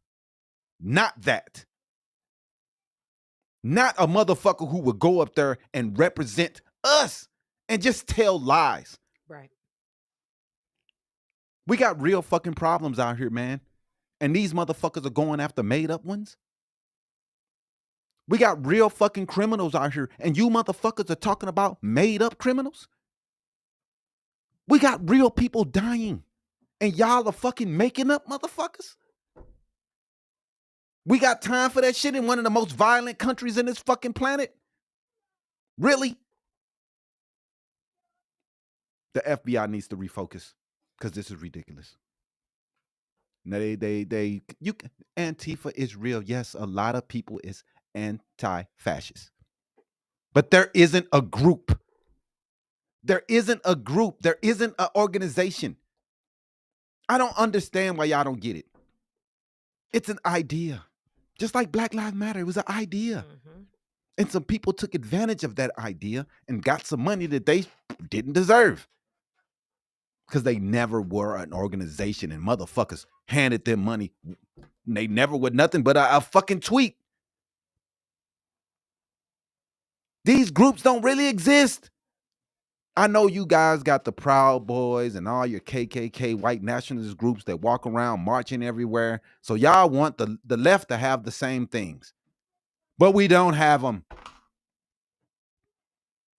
So get mad all you want to. We're not you. We're not evil bastards walking around talking about Jews. We're not, replace us. That's not our way of doing things. That's you that believe in this, not us. Y'all the ones that want to put in groups that are going around hurting people and talking bad about people. Nobody cares, man. Now, I think I had one more. Did I have one? No, I think that was the only one. Let's play this last one before we get up out of here with the Trump on the tanker real fast. As you probably know, we've just seized a tanker on the coast of Venezuela. Large tanker, very large. Largest one ever seized, actually. And other things are happening, so you'll be seeing that later, and you'll be talking about that later with some other people. That's all? Yeah, so, I mean, we saw the dude, brag about how big the tanker is. And like I've said, I think that war is inevitable in this situation with Venezuela. And, a lot of people are playing the game and acting like he's not after oil. When I don't care. I mean, him taking the oil tanker, if that is not a big enough clue of what he's trying to do, I don't know what to tell you. He just took an oil tanker, the biggest one ever, right? And I mean, we see what's going on, right? He took an oil tanker. What reason does he need to take that if it's not the oil? He's after it. He's after the oil. I mean, if they wanted to take out Maduro, there's easier ways to do that.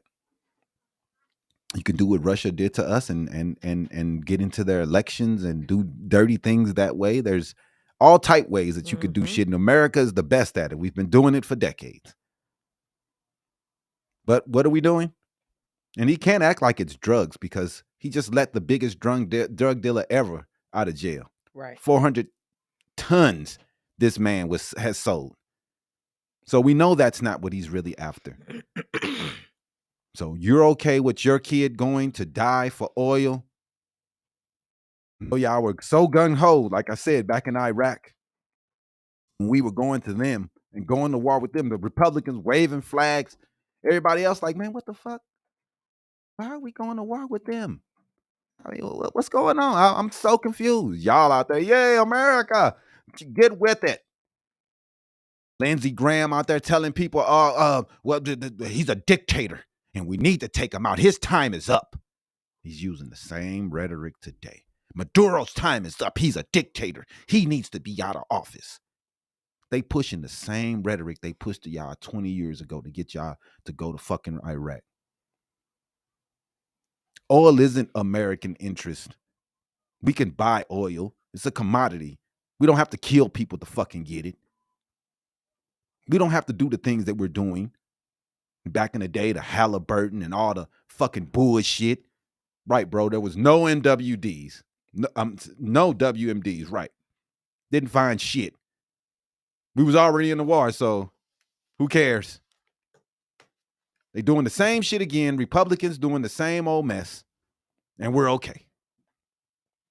Now, if this was a Democrat, y'all be losing y'all fucking minds, but it's okay when it's a fucking Republican, right?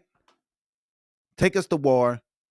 Y'all was losing y'all mind when fucking Biden was helping out fucking Ukraine, sending them money and missiles to try to keep them from being taken over by a communist who y'all supposedly hate. You're supposed to hate communism, but for some reason y'all love Putin. I don't get it, and you won't do anything to stop Putin. You don't care. Let Putin take whatever. It's mind-boggling stuff, man. And we're in a mess as a country right now. I know a lot of people can't see it, but we're in a bad spot, man. And I don't know what we're gonna do. We're hurting financially, economically, as a country as a whole. As minorities are being talked to like they're pieces of shit. People won't be able to afford a healthcare here in a little bit. Can't afford anything. People are making the different decisions when it comes to Christmas.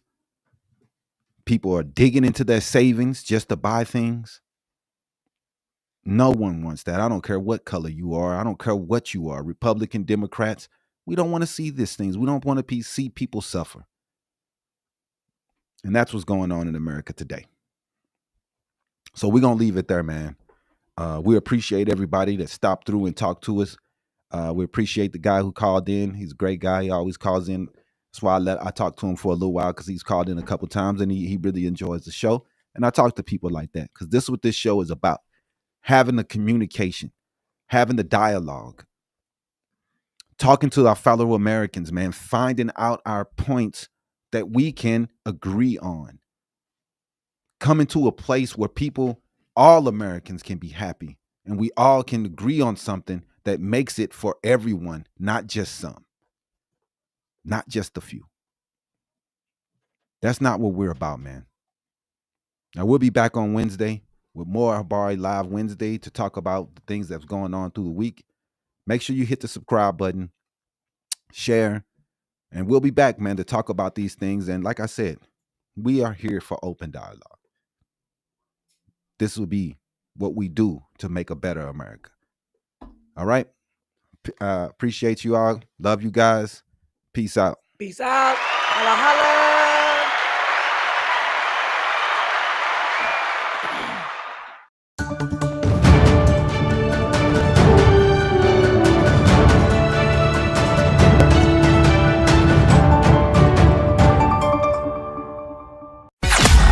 Thanks for watching another episode of Habari Live. Make sure to subscribe to our YouTube channel and get updates on news, the podcast, and more. Follow us on Facebook and Twitter. And don't forget to visit www.habarientertainment.com. See you next week. Peace.